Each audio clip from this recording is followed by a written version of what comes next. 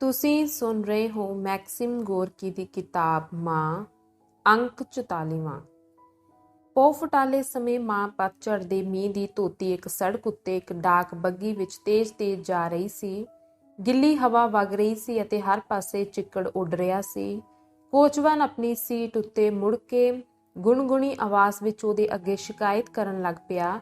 ਸੋ ਮੈਂ ਉਹਨੂੰ ਕਿਹਾ, ਮਤਲਬ ਹੈ ਆਪਣੇ ਭਰਾ ਨੂੰ ਆਹ ਹਿੱਸੇ ਕਰ ਲਈਏ। ਮੈਂ ਕਿਹਾ, ਸੋ ਅਸੀਂ ਭਿਆਲ ਬਣ ਗਏ।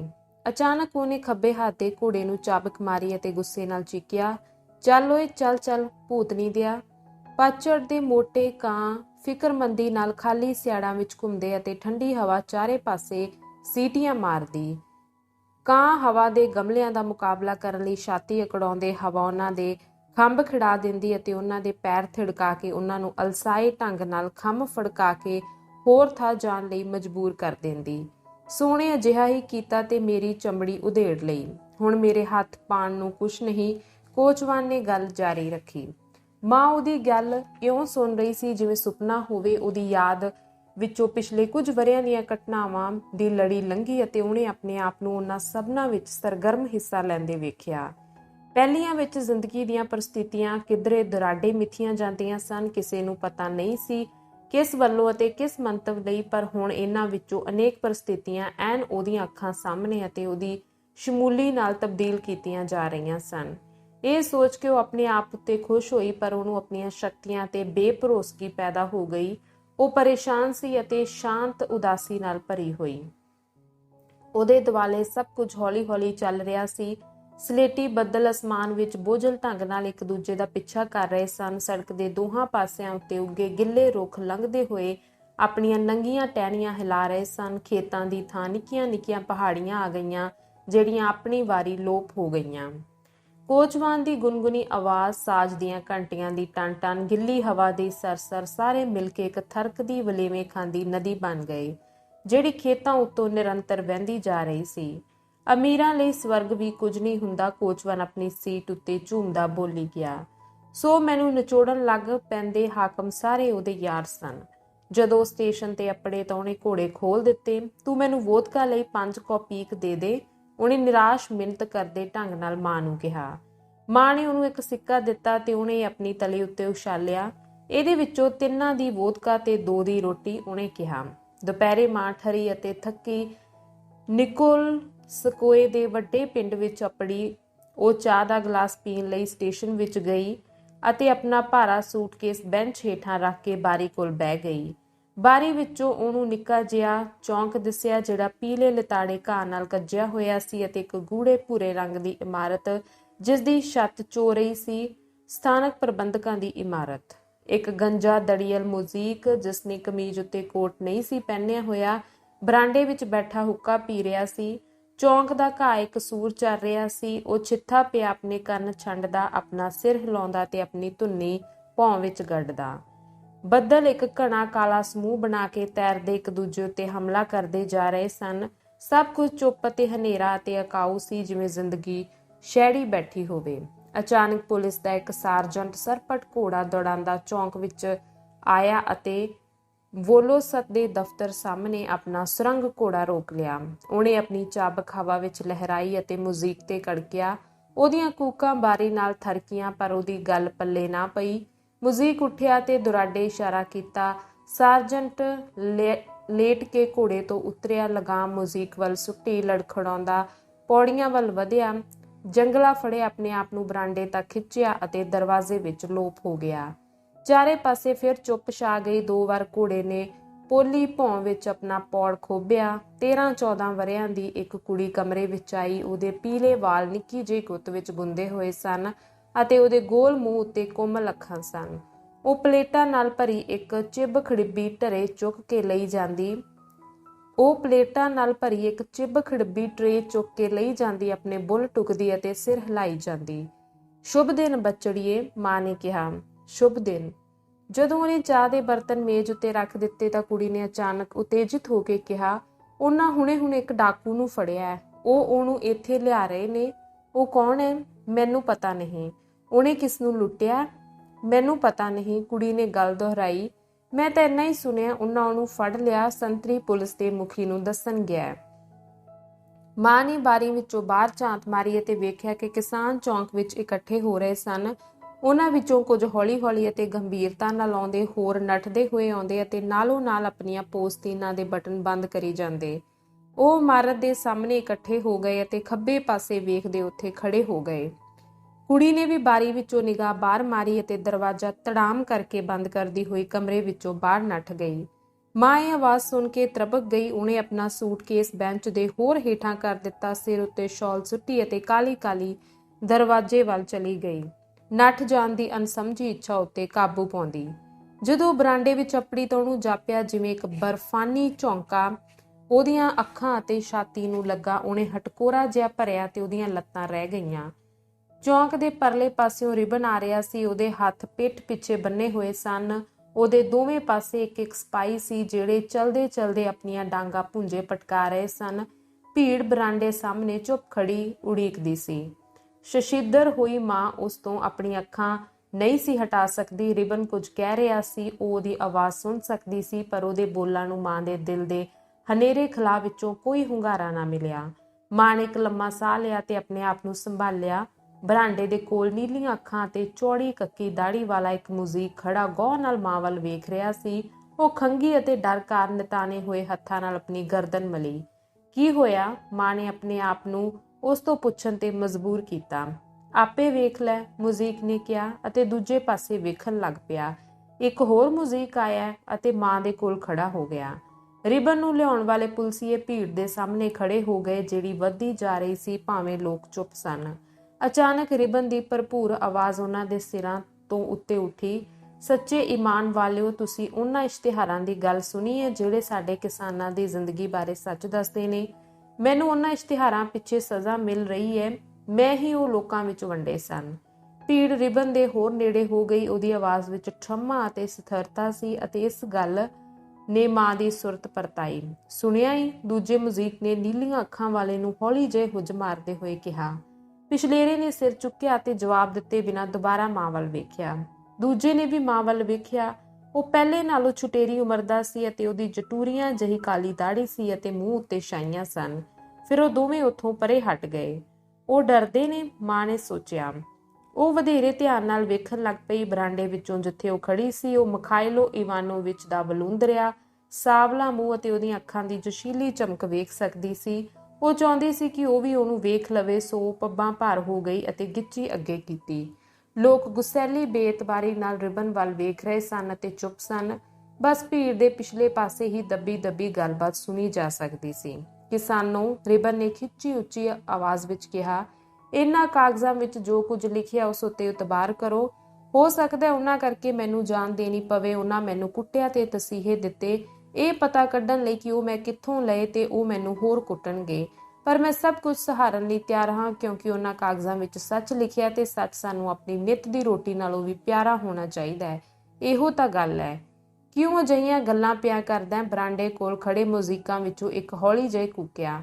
ਹੁਣ ਕੀ ਫਰਕ ਪੈਂਦਾ? ਨੀਲੀਆਂ ਅੱਖਾਂ ਵਾਲੇ ਨੇ ਜਵਾਬ ਦਿੱਤਾ। ਬੰਦੇ ਨੇ ਮਰਨਾ ਤਾਂ ਇੱਕੋ ਵਾਰ ਹੁੰਦਾ ਹੈ।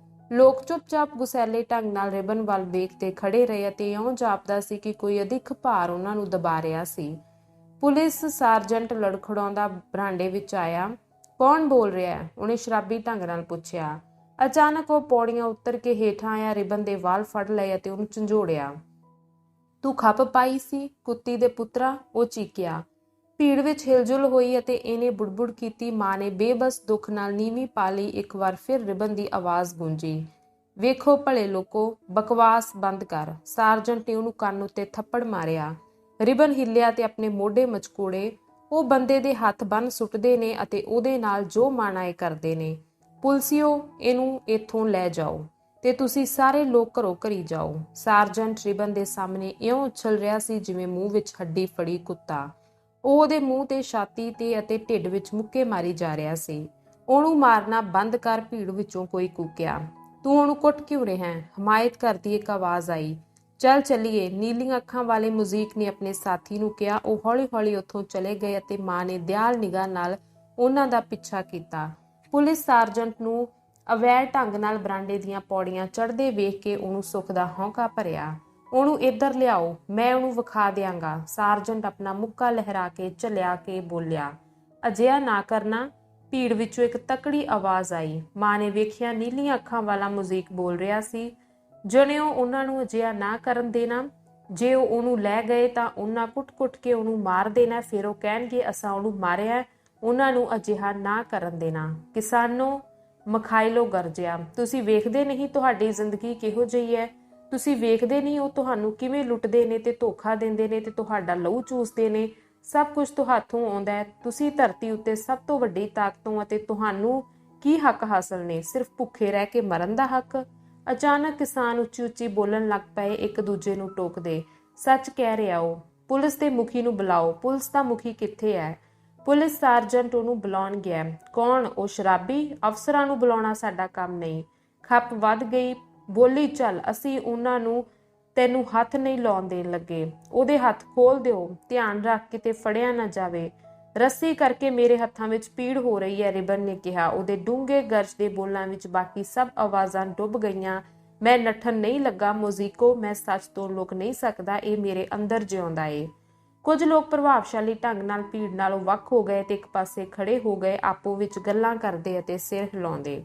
ਪਰ ਸਦਾ ਵਧੇਰੇ ਖੁੱਥੜ ਲੋਕ ਬੜੀ ਉਤੇਜਨਾ ਨਾਲ ਨੱਠਦੇ ਹੋਏ ਉੱਥੇ ਆਏ। ਉਹ ਰਿਬਨ ਦੇ ਦੁਆਲੇ ਕੁਰਬਲ ਕੁਰਬਲ ਕਰਦੇ, ਜਿਹੜਾ ਉਹਨਾਂ ਵਿਚਕਾਰੋਂ ਜੰਗਲ ਵਿੱਚ ਬਣੇ ਕਿਸੇ ਪਵਿੱਤਰ ਸਥਾਨ ਵਾਂਗ ਉਭਰਿਆ ਹੋਇਆ ਸੀ। ਆਪਣੇ ਹੱਥ ਸਿਰ ਦੁਆਲੇ ਲਹਿਰਾਉਂਦਾ ਤੇ ਉੱਚੀ ਆਵਾਜ਼ ਵਿੱਚ ਕਹਿੰਦਾ, ਮਿਹਰਬਾਨੀ ਭਲੇ ਲੋਕੋ, ਮਿਹਰਬਾਨੀ। ਜੇ ਅਸੀਂ ਇੱਕ ਦੂਜੇ ਦੇ ਹੱਥ ਨਾ ਖੋਲੀਏ ਤਾਂ ਕੌਣ ਖੋਲੇਗਾ? ਉਹਨੇ ਆਪਣੀ ਦਾੜੀ ਪੂੰਝੀ ਅਤੇ ਲਹੂ ਲਿਬੜਿਆ ਹੱਥ ਚੁੱਕਿਆ। ਇਹ ਮੇਰਾ ਲਹੂ ਹੈ, ਸੱਚ ਦੀ ਖਾਤਰ ਡੋਲਿਆ। ਮਾਂ ਬਰਾਂਡੇ ਦੀਆਂ ਪੌੜੀਆਂ ਉੱਤਰ ਕੇ ਹੇਠਾਂ ਗਈ, ਪਰ ਕਿਉਂਕਿ ਉਹਨੂੰ ਭੀੜ ਕਾਰਨ ਮਖਾਇਲੋ ਨਹੀਂ ਸੀ ਦਿਸਦਾ, ਇਸ ਲਈ ਉਹ ਫਿਰ ਉੱਪਰ ਆ ਗਈ। ਉਹਦੇ ਦਿਲ ਵਿੱਚ ਕੋਈ ਅਸਪਸ਼ਟ ਖੁਸ਼ੀ ਫੜਕ ਰਹੀ ਸੀ। ਕਿਸਾਨੋ, ਉਹਨਾਂ ਇਸ਼ਤਿਹਾਰਾਂ ਨੂੰ ਉਡੀਕੋ ਅਤੇ ਉਹਨਾਂ ਨੂੰ ਪੜ੍ਹੋ। ਪਾਦਰੀਆਂ ਅਤੇ ਅਫਸਰਾਂ ਉੱਤੇ ਇਤਬਾਰ ਨਾ ਕਰੋ, ਜਿਹੜੇ ਕਹਿੰਦੇ ਨੇ ਕਿ ਸੱਚ ਦਾ ਪ੍ਰਚਾਰ ਕਰਨ ਵਾਲੇ ਕਾਫਰ ਅਤੇ ਬਾਗੀ ਨੇ। ਸੱਚ ਧਰਤੀ ਉੱਤੇ ਚੋਰੀ ਚੋਰੀ ਪਿਆ ਫਿਰਦਾ, ਲੋਕਾਂ ਵਿੱਚ ਆਪਣੇ ਲਈ ਆਲਣਾ ਲੱਭਦਾ। ਉਹ ਹਾਕਮਾਂ ਲਈ ਅੱਗ ਤੇ ਤਲਵਾਰ ਵਾਂਗ ਹੈ। ਉਹ ਉਹਨੂੰ ਕਬੂਲ ਨਹੀਂ ਕਰ ਸਕਦੇ। ਸੱਚ ਉਹਨਾਂ ਨੂੰ ਕਤਲ ਕਰ ਦੇਵੇਗਾ ਤੇ ਸਾੜ ਦੇਵੇਗਾ। ਸੱਚ ਤੁਹਾਡਾ ਚੰਗਾ ਮਿੱਤਰ ਹੈ, ਪਰ ਉਹਨਾਂ ਦਾ ਕੱਟੜ ਦੁਸ਼ਮਣ। ਇਸੇ ਲਈ ਉਹ ਧਰਤੀ ਉੱਤੇ ਚੋਰੀ ਚੋਰੀ ਪਿਆ ਫਿਰਦਾ ਹੈ। ਇੱਕ ਵਾਰ ਫਿਰ ਲੋਕਾਂ ਵਿੱਚ ਆਵਾਜ਼ੇ ਉੱਠਣ ਲੱਗ ਪਏ, ਸੁਣੋ ਸੱਚੇ ਈਮਾਨ ਵਾਲਿਓ, ਤੇਰਾ ਅੰਤ ਬੁਰਾ ਹੋਵੇਗਾ ਭਰਾਵਾ। ਤੈਨੂੰ ਪੁਲਿਸ ਦੇ ਹਵਾਲੇ ਕਿਸਨੇ ਕੀਤਾ ਸੀ? ਪਾਦਰੀ ਨੇ, ਇੱਕ ਪੁਲਸੀਏ ਨੇ ਜਵਾਬ ਦਿੱਤਾ। ਦੋ ਕਿਸਾਨਾਂ ਨੇ ਮੋਟੀ ਗਾਲ ਕੱਢੀ। ਧਿਆਨ ਨਾਲ ਜਣਿਓ, ਕਿਸੇ ਦੀ ਚੇਤਾਵਨੀ ਦਿੰਦੀ ਆਵਾਜ਼ ਆਈ। ਅੰਕ 45ਵਾਂ। ਪੁਲਿਸ ਦਾ ਮੁਖੀ ਭੀੜ ਵੱਲ ਆ ਰਿਹਾ ਸੀ। ਉਹ ਲੰਬਾ ਭਾਰੇ ਸਰੀਰ ਵਾਲਾ ਬੰਦਾ ਸੀ, ਜਿਸ ਦਾ ਮੂੰਹ ਗੋਲ ਸੀ। ਉਹਨੇ ਸਿਰ ਉੱਤੇ ਟੇਢੀ ਕਰਕੇ ਟੋਪੀ ਪਹਿਨੀ ਹੋਈ ਸੀ ਅਤੇ ਆਪਣੀ ਇੱਕ ਮੁੱਛ ਨੂੰ ਉੱਪਰ ਵੱਲ ਵੱਟ ਚਾੜਿਆ ਹੋਇਆ ਸੀ ਅਤੇ ਦੂਜੀ ਨੂੰ ਹੇਠਾਂ ਵੱਲ। ਇਉਂ ਉਹਦਾ ਮੂੰਹ ਹਮੇਸ਼ਾ ਲਈ ਇੱਕ ਖੁਸ਼ੀ ਤੋਂ ਬਿਨਾਂ ਮੁਸਕਾਨ ਵਿੱਚ ਟੇਢਾ ਹੋਇਆ ਜਾਪਦਾ। ਉਹਦੇ ਖੱਬੇ ਹੱਥ ਵਿੱਚ ਤਲਵਾਰ ਸੀ ਅਤੇ ਸੱਜੇ ਨਾਲ ਉਹ ਜ਼ੋਰ ਦੀ ਇਸ਼ਾਰੇ ਕਰ ਰਿਹਾ ਸੀ। ਸਭਨਾਂ ਨੇ ਉਹਦੇ ਪੱਕੇ ਭਾਰੇ ਕਦਮ ਨੇੜੇ ਆਉਂਦੇ ਸੁਣੇ। ਭੀੜ ਉਹਨੂੰ ਰਾਹ ਦੇਣ ਲਈ ਪਾਟ ਗਈ ਅਤੇ ਉਹਦੀ ਬੁੜਬੁੜ ਧਰਤੀ ਵਿੱਚ ਸਿਮਦੇ ਪਾਣੀ ਵਾਂਗ ਲੋਪ ਹੋ ਗਈ। ਸਾਰੇ ਮੂੰਹ ਵੱਟੇ ਗਏ। ਮਾਂ ਨੇ ਮਹਿਸੂਸ ਕੀਤਾ ਕਿ ਉਹਦੀਆਂ ਅੱਖਾਂ ਸੜ ਰਹੀਆਂ ਹਨ ਅਤੇ ਉਹਦੇ ਮੱਥੇ ਦੇ ਪੱਠੇ ਫਰਕ ਰਹੇ ਹਨ। ਉਹ ਇੱਕ ਵਾਰ ਫਿਰ ਭੀੜ ਵਿੱਚ ਰਲ ਜਾਣਾ ਚਾਹੁੰਦੀ ਸੀ। ਉਹ ਅੱਗੇ ਵੱਲ ਝੁਕੀ ਅਤੇ ਤਣੀ ਹੋਈ ਅਡੋਲ ਖੜੀ ਰਹੀ। ਇਹ ਕੀ ਹੋ ਰਿਹਾ ਹੈ? ਪੁਲਿਸ ਦੇ ਮੁਖੀ ਨੇ ਰਿਬਨ ਦੇ ਸਾਹਮਣੇ ਖੜੇ ਹੁੰਦੇ ਅਤੇ ਹੈਂਕੜ ਨਾਲ ਉਹਦੇ ਵੱਲ ਵੇਖਦੇ ਹੋਏ ਕਿਹਾ, ਇਹਦੇ ਹੱਥ ਕਿਉਂ ਨਹੀਂ ਬੰਨੇ ਹੋਏ? ਬੰਨੋ ਇਹਦੇ ਹੱਥ ਜਵਾਨੋ। ਉਹਦੀ ਆਵਾਜ਼ ਉੱਚੀ ਅਤੇ ਗੂੰਜਵੀ ਸੀ, ਪਰ ਇਹ ਬੇਰੰਗ ਆਵਾਜ਼ ਸੀ। ਉਹ ਤਾਂ ਬੰਨੇ ਹੋਏ ਸਨ, ਲੋਕਾਂ ਨੇ ਉਹਨਾਂ ਨੂੰ ਖੋਲ ਦਿੱਤਾ। ਪੁਲਸੀਆਂ ਵਿੱਚੋਂ ਇੱਕ ਨੇ ਜਵਾਬ ਦਿੱਤਾ। ਕੀ ਕਿਹਾ? ਲੋਕ? ਕਿਹੜੇ ਲੋਕ? ਪੁਲਿਸ ਦੇ ਮੁਖੀ ਨੇ ਆਪਣੇ ਸਾਹਮਣੇ ਅੱਧ ਘੇਰੇ ਦੇ ਰੂਪ ਵਿੱਚ ਖੜੀ ਭੀੜ ਨੂੰ ਵੇਖਿਆ। ਕੌਣ ਨੇ ਲੋਕ? ਉਹਨੇ ਆਪਣੀ ਬੇਰੰਗ ਆਵਾਜ਼ ਵਿੱਚ ਜਰਾ ਜਿੰਨੀ ਵੀ ਲਚਕ ਪੈਦਾ ਕੀਤੇ ਬਿਨਾਂ ਕਿਹਾ। ਉਹਨੇ ਨੀਲੀਆਂ ਅੱਖਾਂ ਵਾਲੇ ਮੁਜ਼ੀਕ ਨੂੰ ਆਪਣੀ ਤਲਵਾਰ ਦੇ ਕਬਜ਼ੇ ਨਾਲ ਛੂਹਿਆ। ਮੇਰਾ ਖਿਆਲ ਹੈ ਤੂੰ ਲੋਕ ਹੈ, ਚੁਮਾਕੋਫ। ਸੋ ਤੇ ਹੋਰ ਕੌਣ ਹੈ? ਤੂੰ ਮਿਸ਼ਨ। ਉਹਨੇ ਉਹਨਾਂ ਵਿੱਚੋਂ ਇੱਕ ਨੂੰ ਆਪਣੇ ਸੱਜੇ ਹੱਥ ਨਾਲ ਦਾੜੀਓਂ ਫੜ ਲਿਆ। ਹਰਾਮਜ਼ਾਦਿਓ, ਚੰਗੀ ਗੱਲ ਇਹੋ ਹੈ ਤੁਸੀਂ ਇੱਥੋਂ ਨੱਠਦੇ ਹੋਵੋ, ਨਹੀਂ ਤਾਂ ਮੈਂ ਤੁਹਾਡੀ ਭੁਗਤ ਸਵਾਰ ਦਿਆਂਗਾ। ਮੈਂ ਤੁਹਾਨੂੰ ਵਿਖਾ ਦਿਆਂਗਾ। ਉਹਦੀ ਦਿੱਖ ਗੁਸੈਲੀ ਜਾਂ ਡਰਾਉਣੀ ਨਹੀਂ ਸੀ। ਉਹ ਆਰਾਮ ਨਾਲ ਬੋਲ ਰਿਹਾ ਸੀ ਤੇ ਆਪਣੀਆਂ ਲੰਮੀਆਂ ਤਕੜੀਆਂ ਬਾਹਾਂ ਨੂੰ ਆਮ ਵਾਂਗ ਹਿਲਾ ਕੇ ਲੋਕਾਂ ਨੂੰ ਮਾਰ ਰਿਹਾ ਸੀ। ਉਹਦੇ ਸਾਹਮਣੇ ਪਿੱਛੇ ਹਟਦੇ ਗਏ, ਸਿਰ ਨੀਵੇਂ ਕੀਤੇ ਅਤੇ ਮੂੰਹ ਪਰਾਂ ਕੀਤੇ। ਤਾਂ ਤੁਸਾਂ ਕਿਸ ਬਲਾ ਦਾ ਇਲਾਜ ਹੋ? ਉਹਨੇ ਪੁਲਸੀਏ ਤੋਂ ਪੁੱਛਿਆ। ਬੰਨੋ ਇਹਦੇ ਹੱਥ, ਮੇਰਾ ਹੁਕਮ ਹੈ। ਉਹਨੇ ਗਾਲਾਂ ਦੀ ਲੜੀ ਛੱਡ ਦਿੱਤੀ ਅਤੇ ਦੁਬਾਰਾ ਰਿਬਨ ਵੱਲ ਵੇਖਿਆ। ਓਏ ਹੱਥ ਪਿੱਠ ਪਿੱਛੇ ਕਰ, ਉਹ ਕੂਕਿਆ। ਮੈਂ ਨਹੀਂ ਚਾਹੁੰਦਾ ਉਹ ਮੇਰੇ ਹੱਥ ਬੰਨਣ, ਰਿਬਨ ਨੇ ਕਿਹਾ। ਮੈਂ ਨੱਠਣ ਨਹੀਂ ਲੱਗਾ ਅਤੇ ਲੜਨ ਵੀ ਨਹੀਂ ਲੱਗਾ, ਸੋ ਮੇਰੇ ਹੱਥ ਕਿਉਂ ਬੰਨੋ? ਕੀ ਕਿਹਾ? ਪੁਲਿਸ ਦੇ ਮੁਖੀ ਨੇ ਉਹਦੇ ਵੱਲ ਪੈਰ ਪੁੱਟਦੇ ਹੋਏ ਕਿਹਾ। ਸਮਾਂ ਆ ਗਿਆ, ਤੁਸੀਂ ਲੋਕਾਂ ਨੂੰ ਤਸੀਹੇ ਦੇਣੇ ਬੰਦ ਕਰੋ ਵੈਸ਼ੀਓ, ਰਿਬਨ ਨੇ ਆਪਣੀ ਆਵਾਜ਼ ਉੱਚੀ ਕਰਦੇ ਹੋਏ ਕਿਹਾ। ਪਰ ਛੇਤੀ ਹੀ ਤੁਹਾਨੂੰ ਵੀ ਆਪਣਾ ਖੂਨੀ ਅਜ਼ਰ ਮਿਲ ਜਾਵੇਗਾ। ਪੁਲਿਸ ਦਾ ਮੁਖੀ ਉੱਥੇ ਖੜਾ ਰਿਬਨ ਦੇ ਮੂੰਹ ਵੱਲ ਵੇਖ ਰਿਹਾ ਸੀ। ਉਹਦੀਆਂ ਮੁੱਛਾਂ ਫਰਕ ਰਹੀਆਂ ਸਨ। ਕੁੱਤੀ ਦਾ ਪੁੱਤਰ ਨਾ ਹੋਵੇ ਤਾਂ ਤੇਰੀ ਇਉਂ ਗੱਲ ਕਰਨ ਦੀ ਮਜ਼ਾਲ। ਉਹ ਇੱਕ ਪੈਰ ਪਿੱਛੇ ਹਟਦਾ ਹੋਇਆ ਹੈਰਾਨੀ ਨਾਲ ਛੂਕਿਆ। ਅਚਾਨਕ ਉਹਨੇ ਰਿਬਨ ਦੇ ਮੂੰਹ ਉੱਤੇ ਚਕਰਾ ਦੇਣ ਵਾਲਾ ਮੁੱਕਾ ਮਾਰਿਆ। ਤੂੰ ਆਪਣੇ ਮੁੱਕਿਆਂ ਨਾਲ ਸੱਚ ਨੂੰ ਕਤਲ ਨਹੀਂ ਕਰ ਸਕਦਾ, ਰਿਬਨ ਨੇ ਉਹਦੇ ਵੱਲ ਵੱਧਦੇ ਹੋਏ ਉੱਚੀ ਆਵਾਜ਼ ਵਿੱਚ ਕਿਹਾ। ਤੇ ਤੈਨੂੰ ਕੋਈ ਹੱਕ ਨਹੀਂ ਕਿ ਤੂੰ ਮੈਨੂੰ ਕੁੱਟੇ, ਗੰਦੇ ਕੁੱਤਿਆ। ਮੈਨੂੰ ਕੋਈ ਹੱਕ ਨਹੀਂ? ਮੈਨੂੰ? ਪੁਲਿਸ ਦਾ ਮੁਖੀ ਕੂਕਿਆ। ਉਹਨੇ ਆਪਣਾ ਮੁੱਕਾ ਫਿਰ ਲਹਿਰਾਇਆ। ਰਿਬਨ ਦੇ ਸਿਰ ਦਾ ਨਿਸ਼ਾਨਾ ਬਣਾ ਕੇ ਰਿਬਨ ਨੇ ਆਪਣਾ ਸਿਰ ਨੀਵਾਂ ਕਰ ਲਿਆ ਤੇ ਮੁੱਕਾ ਖੁੰਝ ਗਿਆ, ਜਿਸ ਨਾਲ ਪੁਲਿਸ ਦਾ ਮੁਖੀ ਲਗਭਗ ਡਿੱਗ ਹੀ ਪਿਆ। ਭੀੜ ਵਿੱਚੋਂ ਕੋਈ ਥੁਣਕਿਆ ਅਤੇ ਰਿਬਨ ਦੀ ਗੁੱਸੀਲੀ ਆਵਾਜ਼ ਇੱਕ ਵਾਰ ਫਿਰ ਸੁਣਾਈ ਦਿੱਤੀ। ਮੈਨੂੰ ਹੱਥ ਲਾਉਣ ਦੀ ਹਿੰਮਤ ਨਾ ਕਰੀ, ਮੈਂ ਕਹਿਣਾ ਭੂਤਨਿਆ। ਪੁਲਿਸ ਅਫਸਰ ਨੇ ਆਪਣੇ ਆਲੇ ਦੁਆਲੇ ਵੇਖਿਆ ਤੇ ਉਹਨੇ ਤੱਕਿਆ ਕਿ ਲੋਕ ਇੱਕ ਹਨੇਰੇ ਅਤੇ ਤੰਗ ਹੁੰਦੇ ਘੇਰੇ ਵਿੱਚ ਜੁੜ ਗਏ ਸਨ। ਨਿਕਿਤਾ, ਪੁਲਿਸ ਦਾ ਮੁਖੀ ਆਪਣੇ ਆਲੇ ਦੁਆਲੇ ਵੇਖ ਕੇ ਚੀਕਿਆ। ਓਏ ਨਿਕਿਤਾ! ਇੱਕ ਮਧਰਾ ਠੁੱਲਾ ਮੁਜ਼ੀਕ ਜਿਸਨੇ ਪੋਸਤੀਨ ਦੀ ਜੈਕਟ ਪਹਿਨੀ ਹੋਈ ਸੀ ਭੀੜ ਵਿੱਚੋਂ ਅੱਗੇ ਵਧਿਆ। ਉਹਦਾ ਵੱਡਾ ਝੰਡਲ ਸਿਰ ਝੁਕਿਆ ਹੋਇਆ ਸੀ।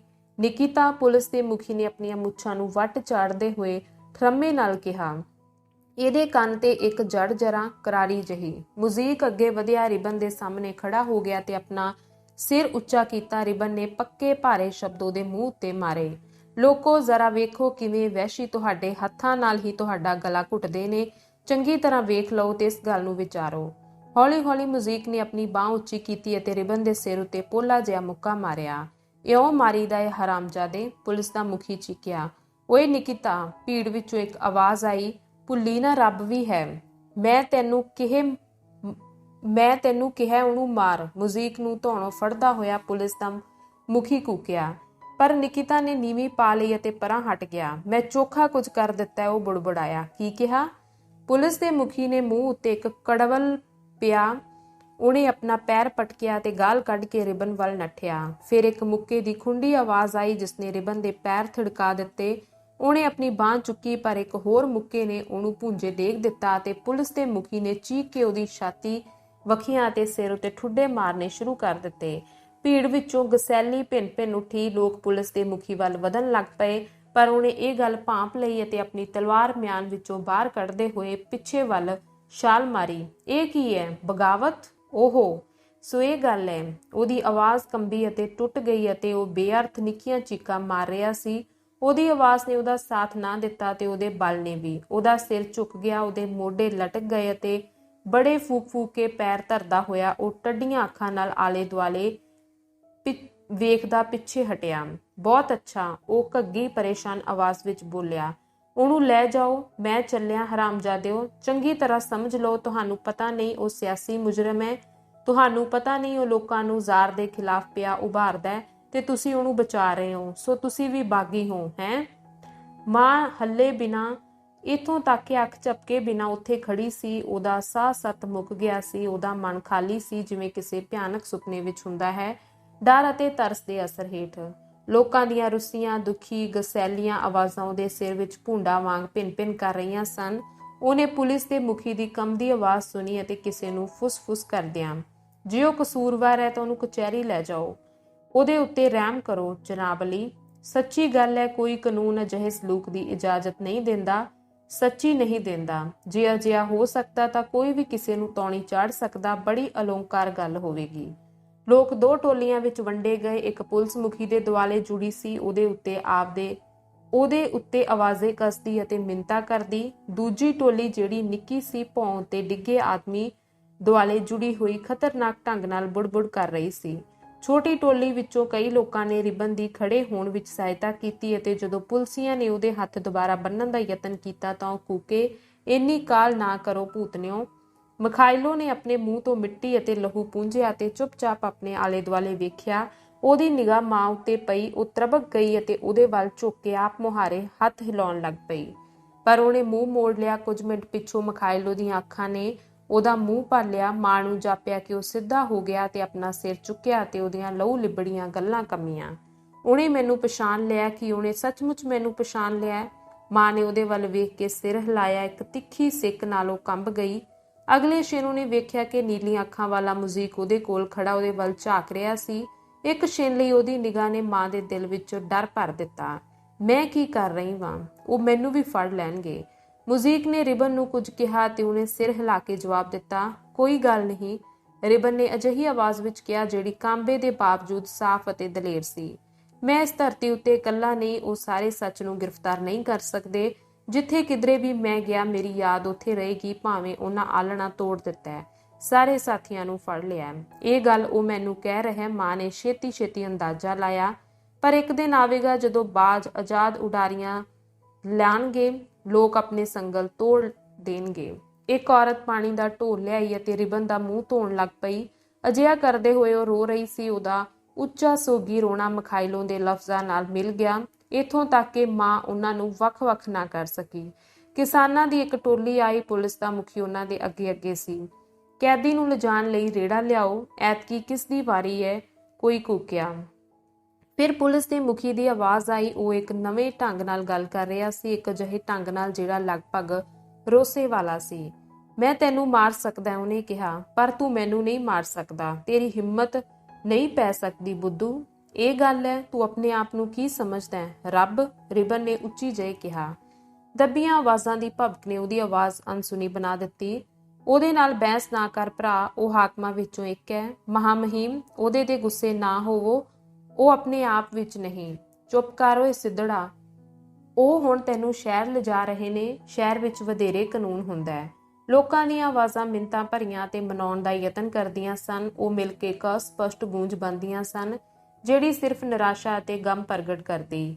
ਪੁਲਸੀਆਂ ਨੇ ਰਿਬਨ ਦੀਆਂ ਬਾਹਾਂ ਫੜ ਲਈਆਂ ਤੇ ਉਹਨਾਂ ਨੂੰ ਵੋਲੋਸਤ ਦੀ ਪ੍ਰਬੰਧਕ ਇਮਾਰਤ ਦੀਆਂ ਪੌੜੀਆਂ ਤੱਕ ਤੇ ਉਹਦੇ ਅੰਦਰ ਲੈ ਗਏ। ਮੁਜ਼ੀਕ ਹੌਲੀ-ਹੌਲੀ ਖਿੰਡ ਗਏ, ਪਰ ਮਾਂ ਨੇ ਵੇਖਿਆ ਕਿ ਨੀਲੀਆਂ ਅੱਖਾਂ ਵਾਲਾ ਮੁਜ਼ੀਕ ਉਹਦੇ ਵੱਲ ਆ ਰਿਹਾ ਸੀ। ਉਹ ਸੁਕੇੜੇ ਭਰਵੱਟਿਆਂ ਹੇਠੋਂ ਉਹਦੇ ਵੱਲ ਵੇਖ ਰਿਹਾ ਸੀ। ਮਾਂ ਦੇ ਗੋਡੇ ਕੰਬ ਗਏ। ਘੋਰ ਨਿਰਾਸ਼ਾ ਨਾਲ ਉਹਦਾ ਦਿਲ ਮਸੂਸਿਆ ਗਿਆ ਤੇ ਉਹਦਾ ਜੀ ਕੱਚਾ ਹੋਣ ਲੱਗ ਪਿਆ। ਮੈਨੂੰ ਇੱਥੋਂ ਜਾਣਾ ਨਹੀਂ ਚਾਹੀਦਾ, ਉਹਨੇ ਸੋਚਿਆ, ਨਹੀਂ ਜਾਣਾ ਚਾਹੀਦਾ। ਉਹਨੇ ਜੰਗਲੇ ਨੂੰ ਘੁੱਟ ਕੇ ਫੜ ਲਿਆ ਤੇ ਉਡੀਕਣ ਲੱਗ ਪਈ। ਪੁਲਿਸ ਦਾ ਮੁਖੀ ਬਰਾਂਡੇ ਵਿੱਚ ਖੜਾ ਹੱਥ ਹਿਲਾ ਰਿਹਾ ਸੀ ਅਤੇ ਮਿਹਣੇ ਦੇ ਢੰਗ ਨਾਲ ਬੋਲ ਰਿਹਾ ਸੀ। ਉਹਦੀ ਆਵਾਜ਼ ਇੱਕ ਵਾਰ ਫਿਰ ਫਿੱਕੀ ਅਤੇ ਬੇਜਾਨ ਸੀ। ਤੁਸੀਂ ਤਾਂ ਹੋਈ ਮੂਰਖ ਕੁੱਤੀ ਦੇ ਪੁੱਤਰੋ, ਜਿਸ ਗੱਲ ਦੀ ਸਮਝ ਨਹੀਂ ਉਸ ਵਿੱਚ ਟੰਗ ਅੜਾਉਂਦੇ ਹੋ। ਇਹ ਰਾਜਕੀ ਮਾਮਲਾ ਹੈ ਸੂਰੋ। ਮੇਰਾ ਸ਼ੁਕਰੀਆ ਅਦਾ ਕਰੋ। ਤੁਹਾਡੇ ਤੇ ਮਿਹਰ ਕਰਨ ਲਈ ਤੁਹਾਨੂੰ ਮੇਰੇ ਸਾਹਮਣੇ ਗੋਡਿਆਂ ਭਾਰ ਹੋਣਾ ਚਾਹੀਦਾ ਹੈ। ਜੇ ਮੇਰਾ ਜੀ ਕਰਦਾ ਮੈਂ ਤੁਹਾਨੂੰ ਸਾਰਿਆਂ ਨੂੰ ਸਖਤ ਮੁਸ਼ੱਕਤ ਲਈ ਭੇਜ ਦਿੰਦਾ। 2 ਕੁ ਦਰਜਨ ਕਿਸਾਨ ਟੋਪੀਆਂ ਲਾਈ ਖੜੇ ਉਹਦੀ ਗੱਲ ਸੁਣ ਰਹੇ ਸਨ। ਜਿਉਂ-ਜਿਉਂ ਬੱਦਲ ਨੀਵੇਂ ਹੁੰਦੇ ਗਏ, ਹਨੇਰਾ ਹੁੰਦਾ ਗਿਆ। ਨੀਲੀਆਂ ਅੱਖਾਂ ਵਾਲਾ ਮੁਜ਼ੀਕ ਬਰਾਂਡੇ ਵਿੱਚ ਉੱਥੇ ਆਇਆ ਜਿੱਥੇ ਮਾਂ ਖੜੀ ਸੀ। ਵੇਖੇ ਕੀ ਪਿਆ ਹੁੰਦਾ? ਉਹਨੇ ਹੌਂਕਾ ਲੈ ਕੇ ਕਿਹਾ। ਹਾਂ, ਮਾਂ ਨੇ ਪੋਲਾ ਜਿਹਾ ਜਵਾਬ ਦਿੱਤਾ। ਤੂੰ ਇੱਥੇ ਕੀ ਕਰਨ ਆਈ ਹੈ? ਕਿਸਾਨ ਨੇ ਪੁੱਛਿਆ, ਮਾਂ ਦੀਆਂ ਅੱਖਾਂ ਨਾਲ ਅੱਖਾਂ ਮਿਲਾ ਕੇ। ਮੈਂ ਕਿਸਾਨ ਜਨਾਨੀਆਂ ਤੋਂ ਲੈਸ ਖਰੀਦਦੀ ਵਾਂ, ਲਿਲਨ ਵੀ। ਮੁਜ਼ੀਕ ਨੇ ਹੌਲੀ-ਹੌਲੀ ਆਪਣੀ ਦਾੜੀ ਪਲੋਸੀ। ਸਾਡੀਆਂ ਜਨਾਨੀਆਂ ਇਹ ਚੀਜ਼ਾਂ ਨਹੀਂ ਬਣਾਉਂਦੀਆਂ। ਉਹਨੇ ਇਮਾਰਤ ਦੇ ਦਰਵਾਜ਼ੇ ਵੱਲ ਵੇਖਦੇ ਹੋਏ ਰੁੱਖੇ ਜਿਹੇ ਢੰਗ ਨਾਲ ਅਤੇ ਹੌਲੀ-ਹੌਲੀ ਕਿਹਾ। ਮਾਂ ਨੇ ਉਹਦੇ ਉੱਤੇ ਤਿੱਖੀ ਨਿਗਾਹ ਸੁੱਟੀ ਅਤੇ ਅੰਦਰ ਜਾਣ ਲਈ ਮੁਨਾਸਿਬ ਘੜੀ ਉਡੀਕਣ ਲੱਗ ਪਈ। ਮੁਜ਼ੀਕ ਦਾ ਮੂੰਹ ਸੋਹਣਾ ਅਤੇ ਵਿਚਾਰਾਂ ਭਰਿਆ ਸੀ ਅਤੇ ਉਹਦੀਆਂ ਅੱਖਾਂ ਉਦਾਸ ਸਨ। ਉਹ ਲੰਬਾ ਅਤੇ ਚੌੜੇ ਮੋਢਿਆਂ ਵਾਲਾ ਸੀ। ਉਹਨੇ ਟਾਕੀਆਂ ਲੱਗੀ ਕਫਤਾਨ, ਸਾਫ਼ ਸੂਤੀ ਕਮੀਜ਼ ਅਤੇ ਘਰ ਦੇ ਬਣੇ ਕੱਪੜੇ ਦੀ ਬਦਾਮੀ ਪਤਲੂਨ ਪਹਿਨੀ ਹੋਈ ਸੀ ਅਤੇ ਜਰਾਬਾਂ ਤੋਂ ਬਿਨਾਂ ਘਸੇ ਹੋਏ ਬੂਟ ਪਾਏ ਹੋਏ ਸਨ। ਪਤਾ ਨਹੀਂ ਕਿਉਂ ਮਾਂ ਨੇ ਸੁੱਖ ਦਾ ਹੌਂਕਾ ਭਰਿਆ। ਤੂੰ ਮੈਨੂੰ ਅੱਜ ਦੀ ਰਾਤ ਆਪਣੇ ਘਰ ਠਹਿਰਾ ਲਵੇਂਗਾ? ਆਪਣੇ ਟੋਂਦੇ ਖਿਆਲਾਂ ਨਾਲੋਂ ਕਿਸੇ ਤਿੱਖੇ ਵੇਗ ਦੇ ਅਸਰ ਹੇਠ ਮਾਂ ਨੇ ਅਚਾਨਕ ਕਿਹਾ। ਇਹ ਗੱਲ ਕਹਿੰਦੇ ਸਾਰੀ ਉਹਦੇ ਅੰਦਰ ਸਭ ਕੁਝ ਤਨ ਗਿਆ। ਉਹਦੀਆਂ ਹੱਡੀਆਂ, ਉਹਦੇ ਪੱਠੇ। ਉਹ ਤਨ ਕੇ ਖੜੀ ਹੋ ਗਈ ਅਤੇ ਤਾੜੀ ਲਾ ਕੇ ਉਸ ਬੰਦੇ ਵੱਲ ਵੇਖਣ ਲੱਗ ਪਈ, ਪਰ ਕੰਡਿਆਲੇ ਖਿਆਲ ਉਹਦੇ ਮਨ ਵਿੱਚ ਚੁਭਦੇ ਰਹੇ। ਮੈਂ ਨਿਕੋਲਾਈ ਇਵਾਨੋਵਿਚ ਦੀ ਤਬਾਹੀ ਦਾ ਕਾਰਨ ਬਣਾਂਗੀ ਤੇ ਮੈਂ ਲੰਮੇ ਸਮੇਂ ਲਈ ਪਾਵੇਲ ਨੂੰ ਨਹੀਂ ਮਿਲ ਸਕਾਂਗੀ। ਉਹ ਮੈਨੂੰ ਕੁੱਟਣਗੇ। ਮੁਜ਼ੀਕ ਨੇ ਕਾਹਲ ਤੋਂ ਬਿਨਾਂ ਜਵਾਬ ਦਿੱਤਾ। ਉਹ ਆਪਣੀ ਕਫਤਾਨ ਛਾਤੀ ਉੱਤੇ ਠੀਕ ਕਰਦੇ ਹੋਏ ਧਰਤੀ ਵੱਲ ਵੇਖੀ ਜਾ ਰਿਹਾ ਸੀ। ਤੈਨੂੰ ਰਾਤ ਆਪਣੇ ਘਰ ਰਹਿਣ ਦਿਆਂ? ਕਿਉਂ ਨਹੀਂ? ਬਸ ਮੇਰੀ ਕੁੱਲੀ ਮਾੜੀ ਜਿਹੀ ਹੈ। ਮੈਨੂੰ ਚੰਗੇਰੀਆਂ ਦੀ ਗੇਜ ਨਹੀਂ, ਮਾਂ ਨੇ ਕਿਹਾ। ਬਹੁਤ ਅੱਛਾ। ਮੁਜ਼ੀਕ ਨੇ ਆਪਣਾ ਸਿਰ ਉੱਚਾ ਕਰਦੇ ਅਤੇ ਮਾਂ ਨੂੰ ਸਿਰ ਤੋਂ ਪੈਰਾਂ ਤੱਕ ਵੇਖਦੇ ਹੋਏ ਕਿਹਾ। ਕਾਫੀ ਹਨੇਰਾ ਹੋ ਚੁੱਕਾ ਸੀ ਅਤੇ ਘੁਸਮੁਸੇ ਵਿੱਚ ਉਹਦੀਆਂ ਅੱਖਾਂ ਅਤੇ ਮੂੰਹ ਠੰਡੀ ਤਰ੍ਹਾਂ ਚਮਕ ਰਹੇ ਸਨ। ਤਾਂ ਮੈਂ ਛੇਤੀ ਆ ਜਾਵਾਂਗੀ, ਤੂੰ ਮੇਰਾ ਸੂਟਕੇਸ ਲੈ ਜਾਵੇਂਗਾ? ਮਾਂ ਨੇ ਹੌਲੀ ਜਿਹੀ ਕਿਹਾ। ਉਹਨੂੰ ਜਾਪਦਾ ਸੀ ਕਿ ਉਹ ਢਲਵਾਨ ਤੇ ਰਿੜਦੀ ਜਾ ਰਹੀ ਹੈ। ਬਹੁਤ ਅੱਛਾ। ਮੁਜ਼ੀਕ ਨੇ ਆਪਣੇ ਮੋਢੇ ਛੰਡੇ ਅਤੇ ਆਪਣੀ ਕਫਤਾਨ ਨੂੰ ਫਿਰ ਠੀਕ ਕੀਤਾ। ਰੇੜਾ ਵੀ ਆ ਗਿਆ, ਉਹਨੇ ਹੌਲੇ ਜਿਹੇ ਕਿਹਾ। ਰਿਬਨ ਬਰਾਂਡੇ ਵਿੱਚ ਆਇਆ। ਉਹਦਾ ਸਿਰ ਤੇ ਮੂੰਹ ਕਿਸੇ ਭੂਰੀ ਸ਼ੈ ਵਿੱਚ ਲਪੇਟੇ ਹੋਏ ਸਨ ਅਤੇ ਉਹਦੇ ਹੱਥ ਫਿਰ ਬੰਨੇ ਹੋਏ ਸਨ। ਵਿਦਿਆ ਭਲੇ ਲੋਕੋ, ਸ਼ਾਮ ਦੇ ਠੰਡੇ ਕੁਸਮੁਸੇ ਵਿੱਚੋਂ ਉਹਦੀ ਆਵਾਜ਼ ਆਈ, ਸੱਚ ਦੀ ਭਾਲ ਕਰੋ ਤੇ ਇਹਦੀ ਕਦਰ ਕਰੋ। ਜਿਹੜਾ ਕੋਈ ਤੁਹਾਡੇ ਤੱਕ ਇਮਾਨਦਾਰ ਗੱਲ ਲਿਆਵੇ ਉਹਦੇ ਉੱਤੇ ਇਤਬਾਰ ਕਰੋ। ਸੱਚ ਦੀ ਰਾਖੀ ਕਰਦੇ ਆਪਣੀ ਜਾਨ ਦੀ ਪਰਵਾਹ ਨਾ ਕਰੋ। ਬਕਵਾਸ ਬੰਦ ਕਰ, ਪੁਲਿਸ ਦਾ ਮੁਖੀ ਕਿੱਧਰੋਂ ਚੀਕਿਆ। ਘੋੜਿਆਂ ਨੂੰ ਛਾਟਾਂ ਲਾ ਓਏ ਪੁਲਸੀ ਬੁੱਧੂ, ਤੁਹਾਡੇ ਕੋਲ ਗਵਾਉਣ ਲਈ ਹੈ ਹੀ ਕੀ? ਜ਼ਰਾ ਆਪਣੀ ਜ਼ਿੰਦਗੀ ਉੱਤੇ ਨਿਗਾਹ ਮਾਰੋ। ਰੇੜਾ ਚੱਲ ਪਿਆ। ਤੁਸੀਂ ਭੁੱਖੇ ਰਹਿ ਕੇ ਕਿਉਂ ਮਰੋ? ਰਿਬਨ ਨੇ ਖੋਖਲੀ ਆਵਾਜ਼ ਵਿੱਚ ਕਿਹਾ। ਉਹ ਦੋ ਪੁਲਸੀਆਂ ਦੇ ਵਿਚਕਾਰ ਬੈਠਾ ਸੀ। ਜੇ ਤੁਹਾਨੂੰ ਆਜ਼ਾਦੀ ਮਿਲ ਜਾਵੇ ਤਾਂ ਤੁਹਾਨੂੰ ਰੋਟੀ ਅਤੇ ਇਨਸਾਫ ਮਿਲੇਗਾ। ਵਿਦਿਆ ਭਲੇ ਲੋਕੋ। ਉਹਦੀ ਆਵਾਜ਼ ਪਹੀਆਂ ਦੀ ਖੜਖੜ, ਪੌੜਾਂ ਦੀ ਕੜਕੜ ਅਤੇ ਪੁਲਿਸ ਦੇ ਮੁਖੀ ਦੀਆਂ ਕੂਕਾਂ ਵਿੱਚ ਦਬ ਗਈ। ਖੇਲ ਖਤਮ, ਮੁਜ਼ੀਕ ਨੇ ਸਿਰ ਹਿਲਾ ਕੇ ਕਿਹਾ। ਫਿਰ ਮਾਂ ਵੱਲ ਮੁੜਦੇ ਹੋਏ ਹੌਲੇ ਜਿਹੇ ਬੋਲਿਆ, ਇੱਥੇ ਸਟੇਸ਼ਨ ਤੇ ਮੇਰੀ ਉਡੀਕ ਕਰ, ਮੈਂ ਹੁਣੇ ਆਇਆ। ਮਾਂ ਕਮਰੇ ਵਿੱਚ ਗਈ ਅਤੇ ਮੇਜ਼ ਕੋਲ ਸਾਮਾਵਰ ਦੇ ਸਾਹਮਣੇ ਬਹਿ ਗਈ। ਉਹਨੇ ਡਬਲ ਰੋਟੀ ਦਾ ਇੱਕ ਟੋਟਾ ਚੁੱਕਿਆ, ਇਹਦੇ ਵੱਲ ਵੇਖਿਆ ਤੇ ਹੌਲੀ ਹੌਲੀ ਵਾਪਸ ਪਲੇਟ ਵਿੱਚ ਰੱਖ ਦਿੱਤਾ। ਉਹਦਾ ਖਾਣ ਨੂੰ ਜੀ ਨਹੀਂ ਸੀ ਕਰ ਰਿਹਾ। ਉਹਦਾ ਜੀ ਫਿਰ ਕੱਚਾ ਹੋਣ ਲੱਗ ਪਿਆ ਸੀ। ਉਹਨੂੰ ਬੇਆਰਾਮ ਜਿਹੀ ਗਰਮੀ ਲੱਗ ਰਹੀ ਸੀ। ਇਸ ਔਖ ਨੇ ਉਹਨੂੰ ਕਮਜ਼ੋਰ ਕਰ ਦਿੱਤਾ। ਉਹਦੇ ਦਿਲ ਦੀ ਰੱਤ ਨਿਚੋੜ ਲਈ ਅਤੇ ਉਹਦਾ ਸਿਰ ਚਕਰਾ ਦਿੱਤਾ। ਉਹਦੀਆਂ ਅੱਖਾਂ ਸਾਹਮਣੇ ਉਸ ਨੀਲੀਆਂ ਅੱਖਾਂ ਵਾਲੇ ਮੁਜ਼ੀਕ ਦਾ ਮੂੰਹ ਘੁੰਮਦਾ ਰਿਹਾ, ਇੱਕ ਅਜੀਬ ਮੂੰਹ ਜਿਹੜਾ ਅਧੂਰਾ ਜਾਪਦਾ ਸੀ ਅਤੇ ਬੇਇਤਬਾਰੀ ਜਗਾਉਂਦਾ। ਉਹ ਇਹ ਨਹੀਂ ਸੀ ਸੋਚਣਾ ਚਾਹੁੰਦੀ ਕਿ ਉਹ ਉਹਦੇ ਨਾਲ ਵਿਸ਼ਵਾਸਘਾਤ ਕਰੇਗਾ, ਪਰ ਇਹ ਖਿਆਲ ਉਹਦੇ ਮਨ ਵਿੱਚ ਘਰ ਘਰ ਗਿਆ ਸੀ ਅਤੇ ਉਹਦੇ ਦਿਲ ਉੱਤੇ ਬੋਝ ਬਣਿਆ ਹੋਇਆ ਸੀ। ਉਹਨੇ ਮੈਨੂੰ ਵੇਖਿਆ, ਮਾਂ ਨੇ ਕਮਜ਼ੋਰੀ ਨਾਲ ਕਿਹਾ। ਉਹਨੇ ਮੈਨੂੰ ਵੇਖਿਆ ਅਤੇ ਸਮਝ ਗਿਆ। ਇਹ ਖਿਆਲ ਹੋਰ ਅੱਗੇ ਨਾ ਗਿਆ ਕਿਉਂਕਿ ਇਹ ਤਕਲੀਫ ਅਤੇ ਘੋਰ ਨਿਰਾਸ਼ਾ ਦੀ ਜਲਨ ਵਿੱਚ ਫਸਿਆ ਹੋਇਆ ਸੀ। ਚੌਂਕ ਵਿੱਚ ਹੁਣੇ-ਹੁਣੇ ਹਲਚਲ ਤੋਂ ਪਿੱਛੋਂ ਜਿਹੜੀ ਸਾਹ ਸਤਹੀਨ ਚੁੱਪ ਛਾ ਗਈ ਸੀ, ਉਸ ਤੋਂ ਪਤਾ ਲੱਗਦਾ ਸੀ ਕਿ ਪਿੰਡ ਦੇ ਲੋਕ ਡਰੇ ਹੋਏ ਤੇ ਉਦਾਸ ਸਨ ਅਤੇ ਇਸ ਗੱਲ ਨੇ ਮਾਂ ਦੇ ਇਕਲਾਪੇ ਦੇ ਅਨੁਭਵ ਨੂੰ ਹੋਰ ਵਧਾ ਦਿੱਤਾ। ਉਹਦੀ ਰੂਹ ਵਿੱਚ ਇੱਕ ਅਜਿਹੀ ਉਦਾਸੀ ਭਰ ਦਿੱਤੀ ਜਿਹੜੀ ਸੁਆਹ ਵਾਂਗ ਨਰਮ ਅਤੇ ਭੂਰੀ ਸੀ। ਕੁੜੀ ਮੁੜ ਦਰਵਾਜ਼ੇ ਵਿੱਚ ਆਈ। ਮੈਂ ਤੇਰੇ ਲਈ ਅੰਡੇ ਬਣਾ ਲਿਆਵਾਂ? ਉਹਨੇ ਪੁੱਛਿਆ। ਖੇਚਲ ਨਾ ਕਰ, ਮੇਰਾ ਖਾਣ ਨੂੰ ਜੀ ਨਹੀਂ ਪਿਆ ਕਰਦਾ। ਉਹਨੇ ਆਪਣੀ ਡੰਡ ਤੇ ਚੀਕਾਂ ਨਾਲ ਮੈਨੂੰ ਡਰਾ ਦਿੱਤਾ ਹੈ। ਕੁੜੀ ਮੇਜ਼ ਕੋਲ ਆਈ। ਜੇ ਤੂੰ ਵੇਖਿਆ ਹੁੰਦਾ ਪੁਲਿਸ ਦੇ ਅਫਸਰ ਨੇ ਉਹਨੂੰ ਕਿਵੇਂ ਕੁੱਟਿਆ। ਉਹਨੇ ਉਤੇਜਿਤ ਹੌਲੀ ਨਿੰਮੀ ਆਵਾਜ਼ ਵਿੱਚ ਕਿਹਾ। ਮੈਂ ਕੋਲ ਹੀ ਖੜੀ ਸਾਂ। ਉਹਨੇ ਉਹਦੇ ਦੰਦ ਭੰਨ ਦਿੱਤੇ ਤੇ ਮੈਂ ਉਸ ਬੰਦੇ ਨੂੰ ਥੁੱਕਦੇ ਵੇਖਿਆ। ਖੂਨ ਗਾੜਾ ਅਤੇ ਗੂੜੇ ਲਾਲ ਰੰਗ ਦਾ ਸੀ। ਉਹਦੀਆਂ ਅੱਖਾਂ ਸੁੱਜ ਕੇ ਬੰਦ ਹੋ ਗਈਆਂ। ਉਹ ਕੋਲ ਧਾਰਿਆ ਸੀ। ਪੁਲਿਸ ਦਾ ਸਾਰਜੈਂਟ ਉੱਪਰਲੀ ਮੰਜ਼ਲੇ ਧੁੱਤ ਹੋਇਆ ਪਿਆ ਤੇ ਹੋਰ ਸ਼ਰਾਬ ਮੰਗੀ ਜਾਂਦਾ ਹੈ। ਉਹ ਕਹਿੰਦਾ ਇਹਨਾਂ ਦੀ ਪੂਰੀ ਢਾਣੀ ਸੀ ਤੇ ਦਾੜੀ ਵਾਲਾ ਉਹਨਾਂ ਦਾ ਸਰਗਣਾ ਸੀ। ਇੱਕ ਤਰ੍ਹਾਂ ਆਤਮਾਨ, ਤੂੰ ਸਮਝ ਲੈ। ਪੁਲਸੀਆਂ ਉਹਨਾਂ ਵਿੱਚੋਂ ਤਿੰਨ ਫੜ ਲਏ, ਇੱਕ ਨੱਠ ਗਿਆ। ਉਹਨਾਂ ਇੱਕ ਮਾਸਟਰ ਨੂੰ ਵੀ ਫੜ ਲਿਆ ਜਿਹੜਾ ਉਹਨਾਂ ਦੀ ਟੋਲੀ ਵਿੱਚ ਸ਼ਾਮਿਲ ਸੀ। ਉਹ ਰੱਬ ਨੂੰ ਨਹੀਂ ਮੰਨਦੇ ਤੇ ਆਪਣੀਆਂ ਗੱਲਾਂ ਨਾਲ ਲੋਕਾਂ ਦਾ ਉਹਦੇ ਵਿੱਚ ਨਿਸ਼ਚਾ ਖਤਮ ਕਰ ਦਿੰਦੇ ਨੇ ਤਾਂ ਜੋ ਗਿਰਜਿਆਂ ਨੂੰ ਲੁੱਟ ਸਕਣ। ਅਜਿਹੇ ਲੋਕ ਨੇ। ਸਾਡੇ ਕੁਝ ਮੁਜ਼ੀਕਾਂ ਨੂੰ ਉਹਦੇ ਤੇ ਤਰਸ ਆਉਂਦਾ ਹੈ, ਪਰ ਹੋਰ ਕਹਿੰਦੇ ਨੇ ਉਹਨਾਂ ਨੂੰ ਫਾਹੇ ਲਾ ਦੇਣਾ ਚਾਹੀਦਾ ਹੈ। ਸਾਡੇ ਇੱਥੇ ਬਹੁਤ ਸਾਰੇ ਭੈੜੇ ਮੁਜ਼ੀਕ ਨੇ। ਮਾਂ ਨੇ ਕੁੜੀ ਦੀ ਉਗੜ ਦੁਗੜ ਗੱਲ ਧਿਆਨ ਨਾਲ ਸੁਣੀ। ਉਹ ਆਪਣੇ ਡਰ ਅਤੇ ਭੈੜੀਆਂ ਆਸਾਂ ਉੱਤੇ ਕਾਬੂ ਪਾਉਣ ਦਾ ਯਤਨ ਕਰ ਰਹੀ ਸੀ। ਜਾਪਦਾ ਸੀ ਕੁੜੀ ਇਸ ਗੱਲੋਂ ਖੁਸ਼ ਸੀ ਕਿ ਕੋਈ ਉਹਦੀ ਗੱਲ ਸੁਣਨ ਵਾਲਾ ਹੈ। ਉਹਦਾ ਗਲਾ ਆਪਣੇ ਬੋਲਾਂ ਨਾਲ ਹੀ ਘੁੱਟਿਆ ਜਾ ਰਿਹਾ ਸੀ ਤੇ ਆਪਣੀ ਆਵਾਜ਼ ਨੀਵੀਂ ਕਰਕੇ ਉਹ ਵਧੇਰੇ ਜੋਸ਼ ਨਾਲ ਲੁਤਰ-ਲੁਤਰ ਕਰੀ ਗਈ। ਮੇਰਾ ਅੱਬਾ ਕਹਿੰਦੇ ਇਹ ਸਭ ਕੁਝ ਭੈੜੀ ਫਸਲ ਕਰਕੇ ਹੈ। 2 ਸਾਲਾਂ ਤੋਂ ਭੌਂ ਨੇ ਸਾਨੂੰ ਕੁਝ ਦਿੱਤਾ ਨਹੀਂ ਤੇ ਮੁਜ਼ੀਕਾਂ ਦੀ ਹਾਲਤ ਖਰਾਬ ਹੈ। ਇਸੇ ਲਈ ਉਹ ਇੰਨੇ ਭੈੜੇ ਹੋ ਗਏ ਨੇ। ਪਿੰਡ ਦੇ ਇਕੱਠਾਂ ਵਿੱਚ ਉਹ ਲੜਦੇ ਤੇ ਡੰਡ ਪਾਉਂਦੇ ਨੇ। ਇੱਕ ਦਿਨ ਜਦੋਂ ਕਰਜ਼ਾ ਨਾ ਦੇਣ ਕਰਕੇ ਵਾਸੂਕੋਵ ਦਾ ਘਰ ਕੁੱਲਾ ਨਿਲਾਮ ਕਰ ਰਹੇ ਸਨ ਤਾਂ ਉਹਨੇ ਪਿੰਡ ਦੇ ਮੁਖੀ ਦੇ ਇੱਕ ਖੂਬ ਜ਼ੋਰ ਦੀ ਜੜੀ, ਐ ਲੈ ਮੇਰੇ ਕਰਜ਼ੇ, ਉਹਨੇ ਕਿਹਾ। ਦਰਵਾਜ਼ੇ ਦੇ ਬਾਹਰ ਭਾਰੀ ਪੈਰਾਂ ਦੀ ਆਵਾਜ਼ ਸੁਣਾਈ ਦਿੱਤੀ। ਮਾਂ ਨੇ ਮੇਜ਼ ਨੂੰ ਫੜ ਲਿਆ ਅਤੇ ਜ਼ੋਰ ਲਾ ਕੇ ਖੜੀ ਹੋ ਗਈ। ਨੀਲੀਆਂ ਅੱਖਾਂ ਵਾਲਾ ਮੁਜ਼ੀਕ ਟੋਪੀ ਲਾਹੇ ਬਿਨਾਂ ਅੰਦਰ ਆਇਆ। ਤੇਰਾ ਸੂਟਕੇਸ ਕਿੱਥੇ? ਉਹਨੇ ਕਿਹਾ। ਉਹਨੇ ਸੌਖ ਨਾਲ ਚੁੱਕ ਲਿਆ ਤੇ ਉਹਨੂੰ ਹਿਲਾਇਆ। ਖਾਲੀ? ਮਾਰਕਾ, ਇਸ ਜਨਾਨੀ ਨੂੰ ਮੇਰੀ ਕੁੱਲੀ ਲੈ ਜਾ। ਉਹ ਮੁੜ ਕੇ ਵੇਖੇ ਬਿਨਾਂ ਚਲਾ ਗਿਆ। ਤੂੰ ਰਾਤ ਇੱਥੇ ਗੁਜ਼ਾਰੇਂਗੀ? ਕੁੜੀ ਨੇ ਪੁੱਛਿਆ। ਹਾਂ, ਮੈਂ ਲੈਸਾਂ ਲੈਣ ਆਈ ਵਾਂ। ਮੈਂ ਲੈਸਾਂ ਖਰੀਦਦੀ ਵਾਂ। ਇੱਥੇ ਤਾਂ ਲੈਸਾਂ ਕੋਈ ਬਣਾਉਂਦਾ ਨਹੀਂ ਤਿਨਕੋਵੋ ਤੇ ਦਰਿਆਨਾ ਵਿੱਚ ਬਣਾਉਂਦੇ ਨੇ, ਪਰ ਇੱਥੇ ਨਹੀਂ, ਕੁੜੀ ਨੇ ਸਮਝਾਇਆ। ਤਾਂ ਕੱਲ ਮੈਂ ਉੱਥੇ ਜਾਵਾਂਗੀ। ਜਦੋਂ ਮਾਂ ਨੇ ਚਾਹ ਦੇ ਪੈਸੇ ਦੇ ਦਿੱਤੇ ਤਾਂ ਉਹਨੇ 3 ਕੌਪੀਕ ਬਖਸ਼ੀਸ਼ ਦੇ ਕੇ ਕੁੜੀ ਨੂੰ ਖੁਸ਼ ਕਰ ਦਿੱਤਾ। ਉਹ ਬਾਹਰ ਗਏ ਅਤੇ ਕੁੜੀ ਨੰਗੇ ਪੈਰੀ ਗਿੱਲੀ ਭੌਂ ਉੱਤੇ ਛੋਲੇ ਢੰਗ ਨਾਲ ਚਲਦੀ ਰਹੀ। ਜੇ ਚਾਹੇ ਤਾਂ ਮੈਂ ਦਰਿਆਨਾ ਜਾ ਕੇ ਜਨਾਨੀਆਂ ਨੂੰ ਕਹਿ ਆਵਾਂਗੀ ਉਹ ਲੈਸਾਂ ਇੱਥੇ ਹੀ ਲੈ ਆਉਣ, ਕੁੜੀ ਨੇ ਕਿਹਾ। ਤੇਰਾ ਪੈਂਡਾ ਬਚ ਜਾਵੇਗਾ, ਅਖੀਰ 12 ਵੇਰਸ ਅਤੇ। ਨਹੀਂ ਬਲੋ, ਖੇਚਲ ਨਾ ਕਰ, ਮਾਂ ਨੇ ਕੁੜੀ ਦੇ ਨਾਲ ਰਹਿਣ ਲਈ ਕਾਹਲ ਕਰਦੇ ਹੋਏ ਕਿਹਾ। ਠੰਡੀ ਹਵਾ ਨੇ ਉਹਨੂੰ ਤਾਜ਼ਾ ਕਰ ਦਿੱਤਾ ਸੀ ਤੇ ਉਹਦੇ ਅੰਦਰ ਇੱਕ ਧੁੰਦਲਾ ਨਿਸ਼ਚਾ ਰੂਪ ਧਾਰ ਰਿਹਾ ਸੀ। ਇਹ ਹੌਲੀ-ਹੌਲੀ ਅਤੇ ਝਿਜਕਦਾ ਹੋਇਆ ਵਧਿਆ ਸੀ, ਪਰ ਇਹਦੇ ਵਿੱਚ ਆਸ ਸੀ ਅਤੇ ਇਹਨੂੰ ਮਹਿਮੀਜ਼ ਲਾਉਣ ਦਾ ਯਤਨ ਕਰਦੇ ਹੋਏ ਉਹ ਆਪਣੇ ਆਪ ਤੋਂ ਜ਼ੋਰ ਨਾਲ ਪੁੱਛਦੀ ਰਹੀ, ਮੈਂ ਕੀ ਕਰਾਂ? ਮੈਂ ਸਭ ਕੁਝ ਸਾਫ਼-ਸਾਫ਼ ਦੱਸ ਦਿਆਂ। ਰਾਤ ਠੰਡੀ ਅਤੇ ਸਿੱਲੀ ਸੀ। ਕੁੱਲੀਆਂ ਦੀਆਂ ਬਾਰੀਆਂ ਵਿੱਚ ਇੱਕ ਟੱਕ ਬਲਦੀਆਂ, ਲਾਲ ਭਾ ਮਾਰਦੀਆਂ ਲੋਆਂ ਚਮਕਦੀਆਂ, ਖਾਮੋਸ਼ੀ ਨੂੰ ਆਜੜੀਆਂ ਦੀਆਂ ਹੇਕਾਂ ਅਤੇ ਡੰਗਰਾਂ ਦਾ ਉਗਲਾਉਂਦੇ ਹੋਏ ਅਨਿੰਗਣਾ ਤੋੜਦਾ ਪਿੰਡ ਹਨੇਰੇ ਅਤੇ ਸੋਚਾਂ ਭਰੀ ਵਿਚਾਰ ਵਿੱਚ ਡੁੱਬਿਆ ਹੋਇਆ ਸੀ। ਅਸੀਂ ਅੱਪੜ ਗਏ ਹਾਂ, ਕੁੜੀ ਨੇ ਕਿਹਾ। ਰਾਤ ਰਹਿਣ ਲਈ ਤੂੰ ਬੜੀ ਭੈੜੀ ਥਾਂ ਚੁਣੀ ਹੈ, ਉਹ ਤਾਂ ਬਹੁਤ ਹੀ ਗਰੀਬ ਮੁਜ਼ੀਕ ਹੈ। ਉਹਨੇ ਟੋਹ ਕੇ ਦਰਵਾਜ਼ਾ ਲੱਭਿਆ ਅਤੇ ਖੋਲ੍ਹਿਆ। ਚਾਚੀ ਤਾਤੀਆਨਾ, ਉਹਨੇ ਛੋਲੀ ਤਰ੍ਹਾਂ ਆਵਾਜ਼ ਦਿੱਤੀ। ਫਿਰ ਉਹ ਨੱਠ ਗਈ। ਵਿਦਿਆ ਹਨੇਰੇ ਵਿੱਚੋਂ ਦੀ ਆਵਾਜ਼ ਆਈ। ਅੰਕ 46ਵਾਂ। ਮਾਂ ਮੁਹਾਟ ਉੱਤੇ ਰੁਕੀ ਅਤੇ ਆਪਣੇ ਹੱਥਾਂ ਨਾਲ ਅੱਖਾਂ ਉੱਤੇ ਛਾਂ ਕੀਤੀ ਤਾਂ ਜੋ ਕੁੱਲੀ ਨੂੰ ਚੰਗੀ ਤਰ੍ਹਾਂ ਵੇਖ ਸਕੇ। ਇਹ ਨਿੱਕੀ ਸੀ, ਪਰ ਇਹਦੀ ਸਫਾਈ ਤੋਂ ਉਹ ਇੱਕਦਮ ਪ੍ਰਭਾਵਿਤ ਹੋਈ। ਇੱਕ ਜਵਾਨ ਇਸਤਰੀ ਨੇ ਸਟੋਵ ਦੇ ਪਿੱਛੋਂ ਝਾਕਿਆ, ਬੋਲੇ ਬਿਨਾਂ ਸਿਰ ਹਿਲਾਇਆ ਤੇ ਫਿਰ ਲੋਪ ਹੋ ਗਈ।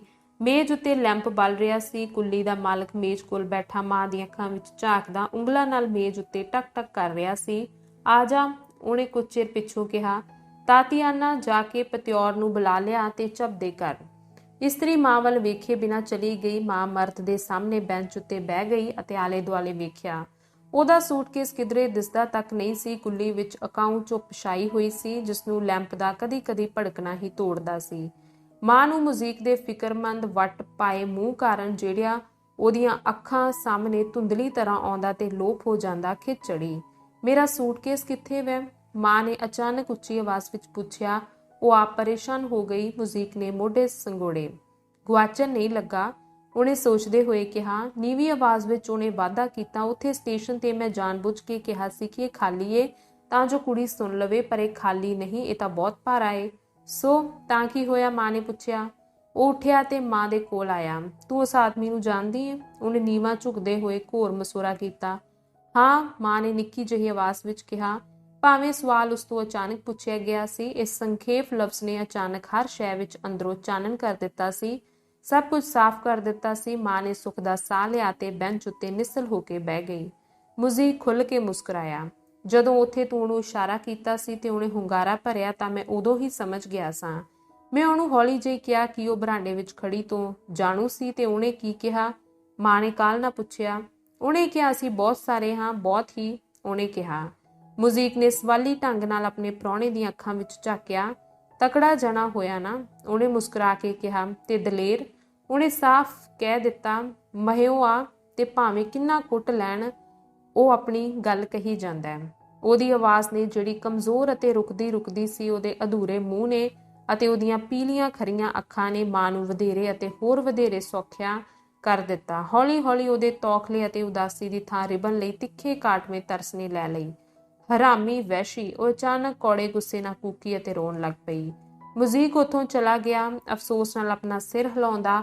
ਹਾਕਮਾਂ ਨੇ ਲੋਕਾਂ ਨੂੰ ਮਜਬੂਰ ਕਰ ਦਿੱਤਾ ਕਿ ਅਸੀਂ ਅਜਿਹੇ ਲੋਕਾਂ ਨੂੰ ਪਿਆਰ ਕਰੀਏ। ਮਾਂ ਵੱਲ ਮੁੜਦੇ ਹੋਏ ਉਹਨੇ ਕਾਹਲ ਨਾਲ ਕਿਹਾ। ਸੁਣ, ਸੂਟਕੇਸ ਵਿੱਚ ਅਖਬਾਰ ਹੈਨ ਕਿ ਨਹੀਂ?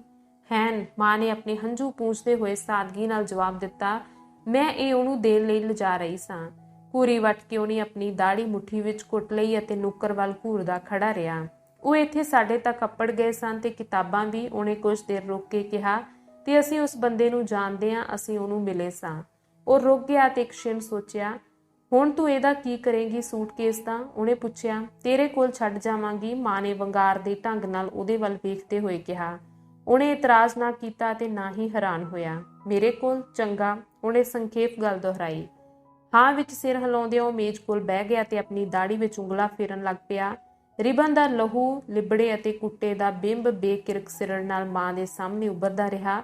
ਹੋਰ ਸਭਨਾਂ ਖਿਆਲਾਂ ਨੂੰ ਕੱਢਦਾ ਦਰਦ ਅਤੇ ਗੁੱਸੇ ਨੇ ਹੋਰ ਸਭ ਜਜ਼ਬੇ ਕੱਢ ਦਿੱਤੇ ਅਤੇ ਉਹਦੇ ਮਨ ਵਿੱਚ ਸੂਟਕੇਸ ਜਾਂ ਕਿਸੇ ਹੋਰ ਸ਼ੈ ਲਈ ਕੋਈ ਥਾਂ ਨਹੀਂ ਸੀ।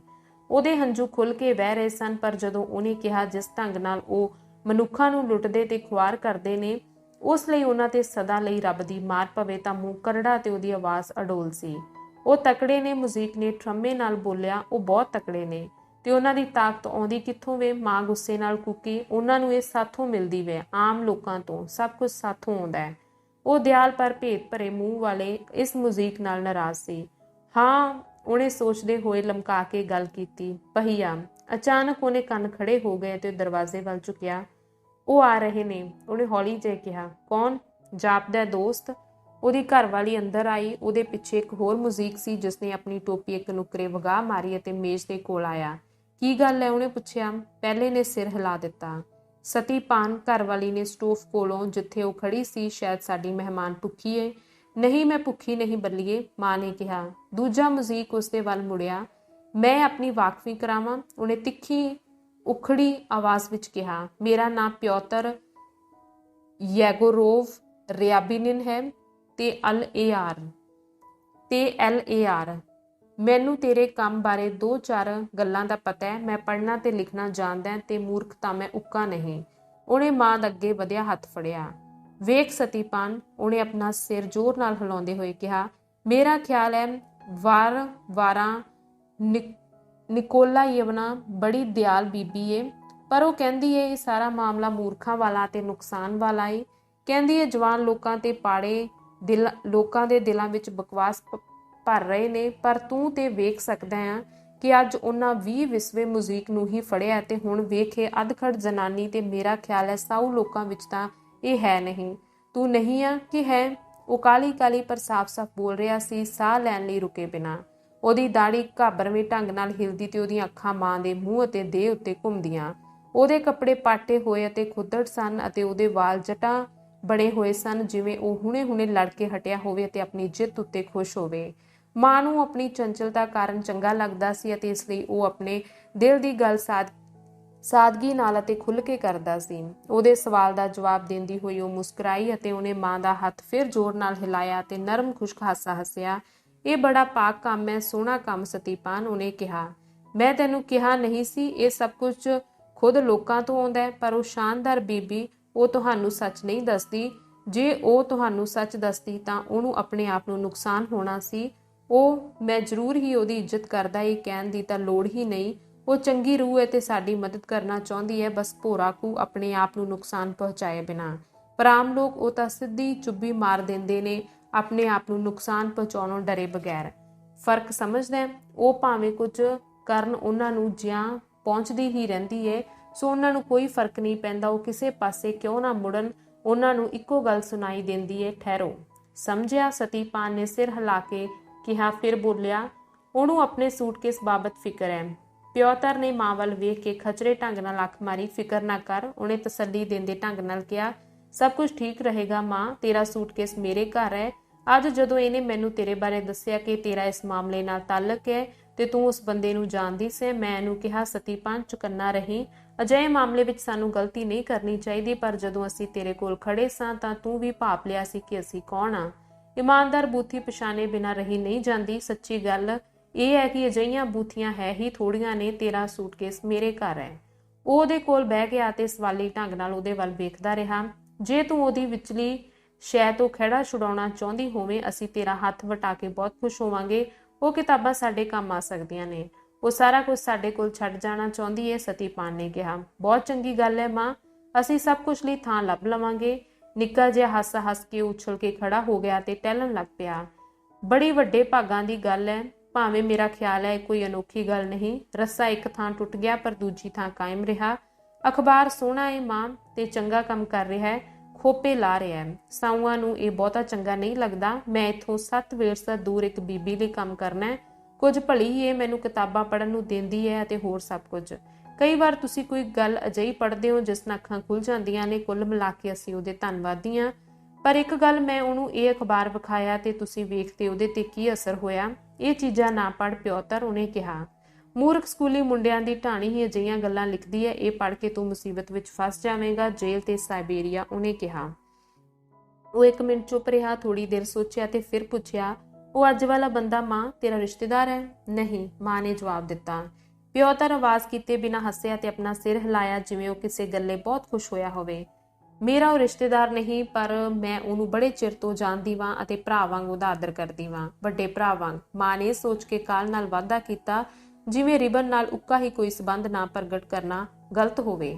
ਮਾਂ ਨੂੰ ਆਪਣਾ ਜਜ਼ਬਾ ਪ੍ਰਗਟ ਕਰਨ ਲਈ ਗੱਲ ਨਹੀਂ ਸੀ ਔੜ ਰਹੀ ਅਤੇ ਇਸੇ ਤੇ ਉਹਨੂੰ ਇੰਨਾ ਦੁੱਖ ਹੋਇਆ ਕਿ ਉਹ ਫਿਰ ਰੋਣ ਲੱਗ ਪਈ।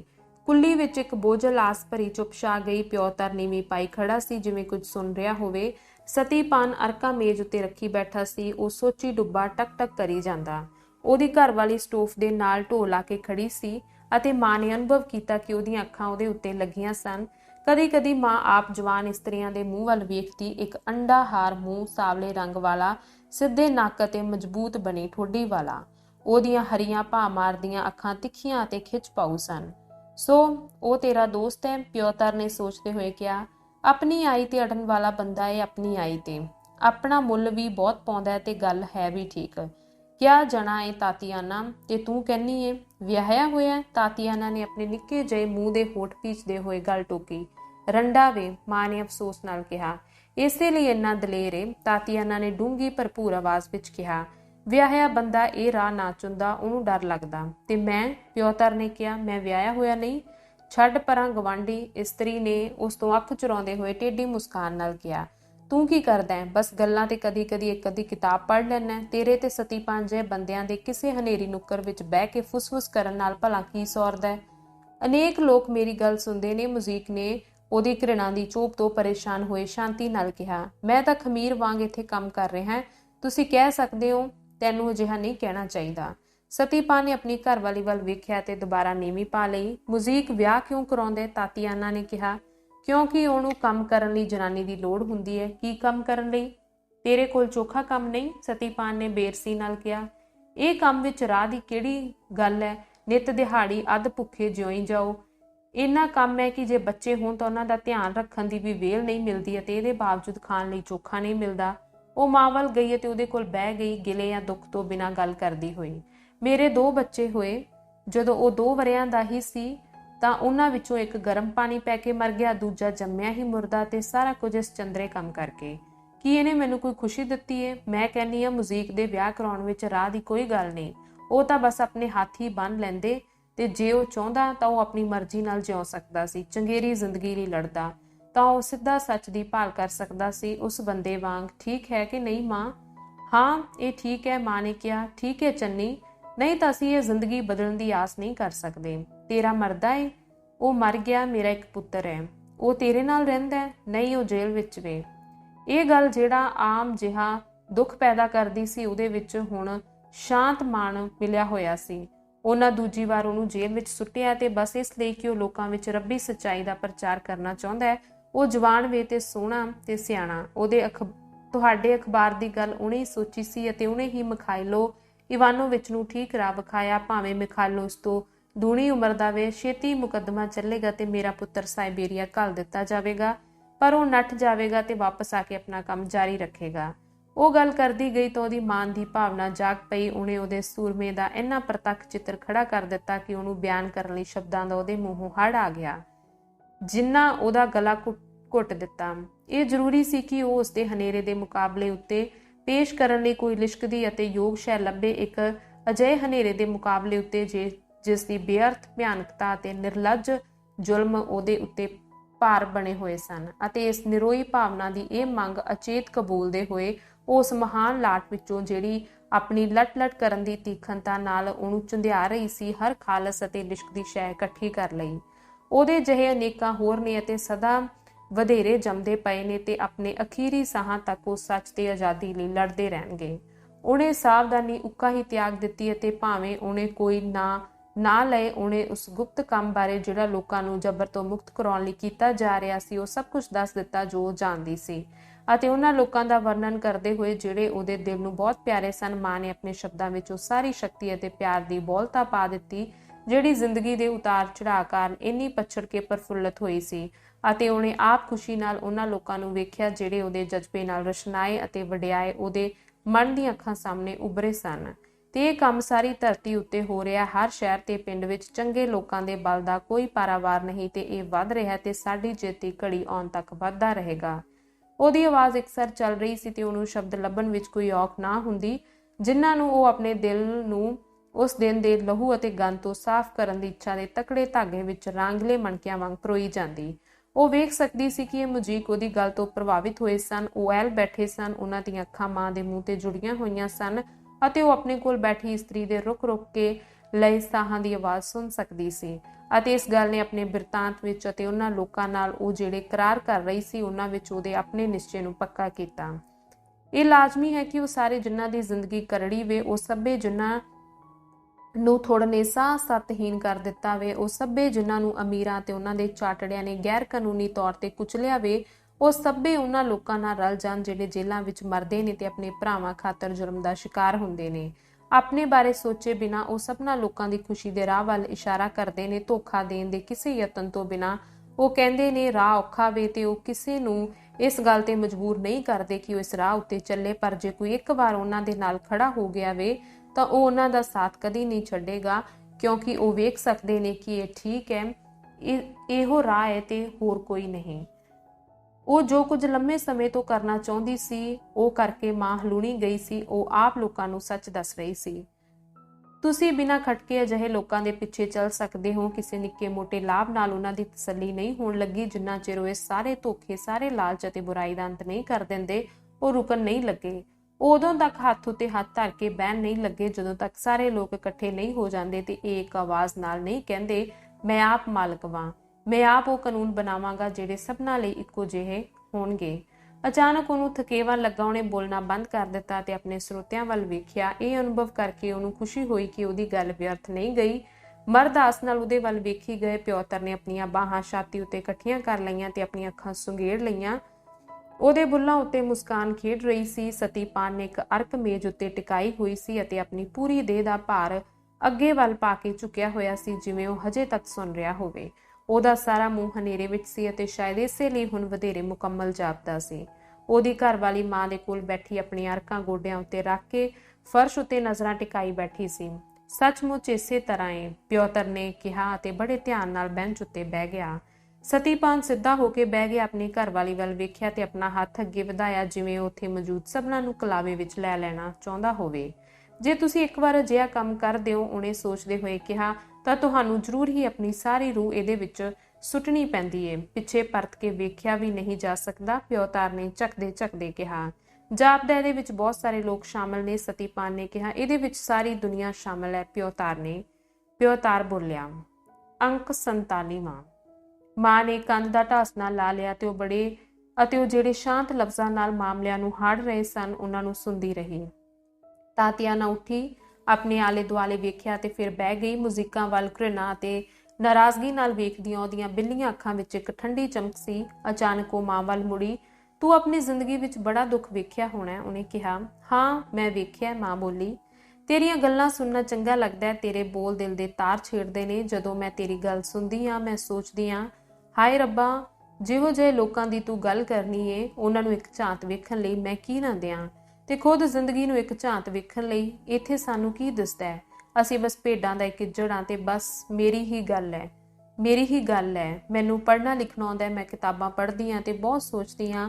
ਕਈ ਵਾਰ ਤਾਂ ਸੋਚੀ ਡੁੱਬੀ ਮੈਂ ਰਾਤ ਨੂੰ ਸੌਂ ਵੀ ਨਹੀਂ ਸਕਦੀ। ਪਰ ਇਸ ਤੋਂ ਕੀ ਨਿਕਲਦਾ ਹੈ? ਜੇ ਮੈਂ ਸੋਚਣਾ ਬੰਦ ਕਰ ਦਿੱਤਾ ਤਾਂ ਮੈਂ ਵਿਅਰਥ ਹੀ ਸੁੱਕ ਜਾਵਾਂਗੀ ਤੇ ਜੇ ਮੈਂ ਸੋਚਦੀ ਰਹਾਂ ਤਾਂ ਵੀ ਵਿਅਰਥ ਹੀ ਹੋਵੇਗਾ। ਉਹਦੀਆਂ ਅੱਖਾਂ ਵਿੱਚ ਮਸਕਰੀ ਸੀ ਅਤੇ ਕਈ ਵਾਰ ਉਹ ਆਪਣੀ ਗੱਲ ਨੂੰ ਧਾਗੇ ਵਾਂਗ ਟੁਕਦੀ। ਮੁਜ਼ੀਕ ਕੁਛ ਨਾ ਬੋਲੇ। ਹਵਾ ਬਾਰੀ ਦੇ ਸ਼ੀਸ਼ਿਆਂ ਨੂੰ ਥੱਪਦੀ ਰਹੀ। ਦੂਧ ਕਸ਼ ਵਿੱਚ ਹੌਲੀ ਹੌਲੀ ਬੁੜਬੁੜਾਉਂਦੀ ਰਹੀ ਅਤੇ ਛੱਤ ਉੱਤੇ ਪਾਈ ਪਰਾਲੀ ਵਿੱਚ ਸਰਸਰ ਕਰਦੀ ਰਹੀ। ਇੱਕ ਕੁੱਤਾ ਹਵਾਕਿਆ। ਕਦੀ ਕਦੀ ਮੀਂਹ ਦੀ ਕੋਈ ਕਣੀ ਬਾਰੀ ਨਾ ਵਸਦੀ। ਲੈਂਪ ਦੀ ਲਾਟ ਟਿਮਟਮਾਈ ਅਤੇ ਲਗਭਗ ਬੁਝ ਗਈ, ਕੇਵਲ ਮੁੜ ਸੁਰਜੀਤ ਹੋਣ ਤੇ ਤੇਜ਼ ਅਤੇ ਲਗਾਤਾਰ ਬਲਣ ਲਈ। ਤੇਰੀ ਗੱਲ ਸੁਣਦਿਆਂ ਮੈਂ ਦਿਲ ਹੀ ਦਿਲ ਵਿੱਚ ਕਹਿੰਦੀ ਰਹੀ, ਲੋਕ ਇਸੇ ਲਈ ਜੰਮਦੇ ਨੇ। ਇਹ ਬੜੀ ਅਜੀਬ ਗੱਲ ਹੈ, ਪਰ ਮੈਂ ਸਭ ਕੁਝ ਜਾਣਦੀ ਜਾਪਦੀ ਹਾਂ। ਪਰ ਮੈਂ ਪਹਿਲਾਂ ਕਦੀ ਅਜਿਹੀ ਗੱਲ ਨਹੀਂ ਸੁਣੀ ਅਤੇ ਮੇਰੇ ਆਪਣੇ ਮਨ ਵਿੱਚ ਕਦੀ ਅਜਿਹੇ ਖਿਆਲ ਨਹੀਂ ਆਏ। ਸਾਨੂੰ ਹੁਣ ਕੁਝ ਖਾਣਾ ਚਾਹੀਦਾ ਤੇ ਲੈਂਪ ਬੁਝਾ ਦੇਣਾ ਚਾਹੀਦਾ, ਤਾਤਿਆਨਾ, ਸਤੀਪਾਨ ਨੇ ਘੂਰੀ ਵੱਟ ਕੇ ਹੌਲੇ ਜਿਹੇ ਕਿਹਾ। ਲੋਕ ਇਹ ਵੇਖ ਲੈਣਗੇ ਕਿ ਚੂਮਾ ਕੋਵਾਂ ਦੀ ਬੱਤੀ ਅੱਜ ਰਾਤ ਆਮ ਨਾਲੋਂ ਦੇਰ ਤੱਕ ਬਲਦੀ ਰਹੀ ਹੈ। ਸਾਡਾ ਤਾਂ ਕੁਝ ਵਿਗੜਨਾ ਨਹੀਂ, ਪਰ ਇਹਨੂੰ ਜਿਆ ਪਹੁੰਚ ਸਕਦੀ ਹੈ। ਤਾਤੀਆਨਾ ਉੱਠੀ ਅਤੇ ਸਟੋਵ ਵੱਲ ਗਈ। ਹਾਂ ਗੁਆਂਢੀ, ਅੱਜ ਕੱਲ੍ਹ ਫੂਕ ਫੂਕ ਕੇ ਪੈਰ ਧਰਨ ਦੀ ਲੋੜ ਹੈ। ਪਿਓਤਰ ਮੁਸਕਰਾਇਆ। ਜਿਉਂ ਹੀ ਇਹ ਅਖਬਾਰ ਲੱਭੇ। ਮੈਂ ਆਪਣੇ ਬਾਰੇ ਨਹੀਂ ਸੋਚ ਰਿਹਾ। ਜੇ ਉਹਨਾਂ ਮੈਨੂੰ ਫੜ ਵੀ ਲਿਆ ਤਾਂ ਇਹਦੇ ਨਾਲ ਬਹੁਤ ਕੁਝ ਨਹੀਂ ਵਿਗੜਨਾ। ਉਹਦੀ ਘਰਵਾਲੀ ਮੇਜ਼ ਕੋਲ ਆਈ। ਚੱਲ ਉੱਠ, ਉਹਨੇ ਕਿਹਾ। ਉੱਠ ਪਿਆ ਤੇ ਉਹਨੇ ਮੇਜ਼ ਪਰੋਸਦੇ ਹੋਏ ਵੇਖਣ ਲੱਗ ਪਿਆ। ਤੂੰ ਤੇ ਮੈਂ ਭਰਾਵਾਂ 5 ਕੌਪੀਕ ਦਾ ਗੁੱਛਾ, ਤੇ ਉਹ ਵੀ ਜਦੋਂ ਗੁੱਛੇ ਵਿੱਚ 100 ਹੋਣ। ਉਹਨੇ ਵਿਅੰਗ ਭਰੀ ਮੁਸਕਾਨ ਨਾਲ ਕਿਹਾ। ਮਾਂ ਨੂੰ ਉਹਦੇ ਉੱਤੇ ਤਰਸ ਆਇਆ। ਜਿੰਨਾ ਵਧੇਰੇ ਉਹ ਉਹਨੂੰ ਜਾਣੀ ਜਾਂਦੀ, ਉਨਾ ਵਧੇਰੇ ਉਹਨੂੰ ਚੰਗਾ ਲੱਗਦਾ। ਆਪਣੀ ਗੱਲ ਕਹਿ ਲੈਣ ਪਿੱਛੋਂ ਉਹ ਦਿਨ ਦੇ ਗੰਧ ਤੋਂ ਸਾਫ਼ ਹੋ ਗਈ ਸੀ। ਉਹ ਆਪਣੇ ਆਪ ਤੇ ਖੁਸ਼ ਸੀ ਅਤੇ ਹਰ ਇੱਕ ਲਈ ਚੰਗੀ ਭਾਵਨਾ ਨਾਲ ਭਰੀ ਹੋਈ ਸੀ। ਤੂੰ ਗਲਤ ਵੇਂ, ਉਹ ਬੋਲੀ।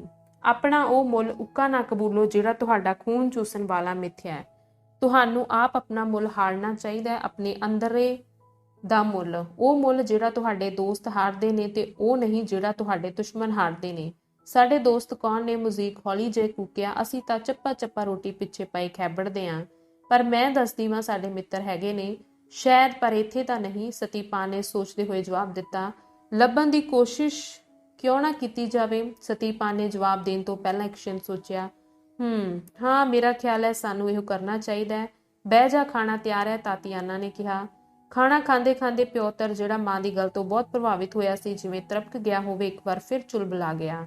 ਮਾਂ, ਤੈਨੂੰ ਸਵੇਰੇ ਸਵਖਤੇ ਚਲੇ ਜਾਣਾ ਚਾਹੀਦਾ ਹੈ ਤਾਂ ਜੋ ਤੇਰੇ ਵੱਲ ਧਿਆਨ ਨਾ ਖਿੱਚਿਆ ਜਾਵੇ, ਉਹ ਬੋਲਿਆ। ਸ਼ਹਿਰ ਵਿੱਚੋਂ ਲੰਘੇ ਬਿਨਾਂ ਸਿੱਧੀ ਅਗਲੇ ਸਟੇਸ਼ਨ ਚਲੀ ਜਾਵੀਂ। ਡਾਕ ਬੱਗੀ ਲੈ ਲਵੇਂ। ਉਹ ਬੱਗੀ ਕਿਉਂ ਲਵੇ? ਮੈਂ ਉਹਨੂੰ ਆਪਣੇ ਰੇੜੇ ਤੇ ਛੱਡ ਆਵਾਂਗਾ, ਸਤੀਪਾਲ ਨੇ ਕਿਹਾ। ਨਹੀਂ, ਤੈਨੂੰ ਅਜਿਹਾ ਨਹੀਂ ਕਰਨਾ ਚਾਹੀਦਾ। ਜੇ ਉਹਨਾਂ ਤੇਥੋਂ ਪੁੱਛਿਆ, ਉਹਨੇ ਰਾਤ ਤੇਰੇ ਕੱਟੀ ਸੀ? ਹਾਂ, ਉਹਨੇ ਕੱਟੀ ਸੀ।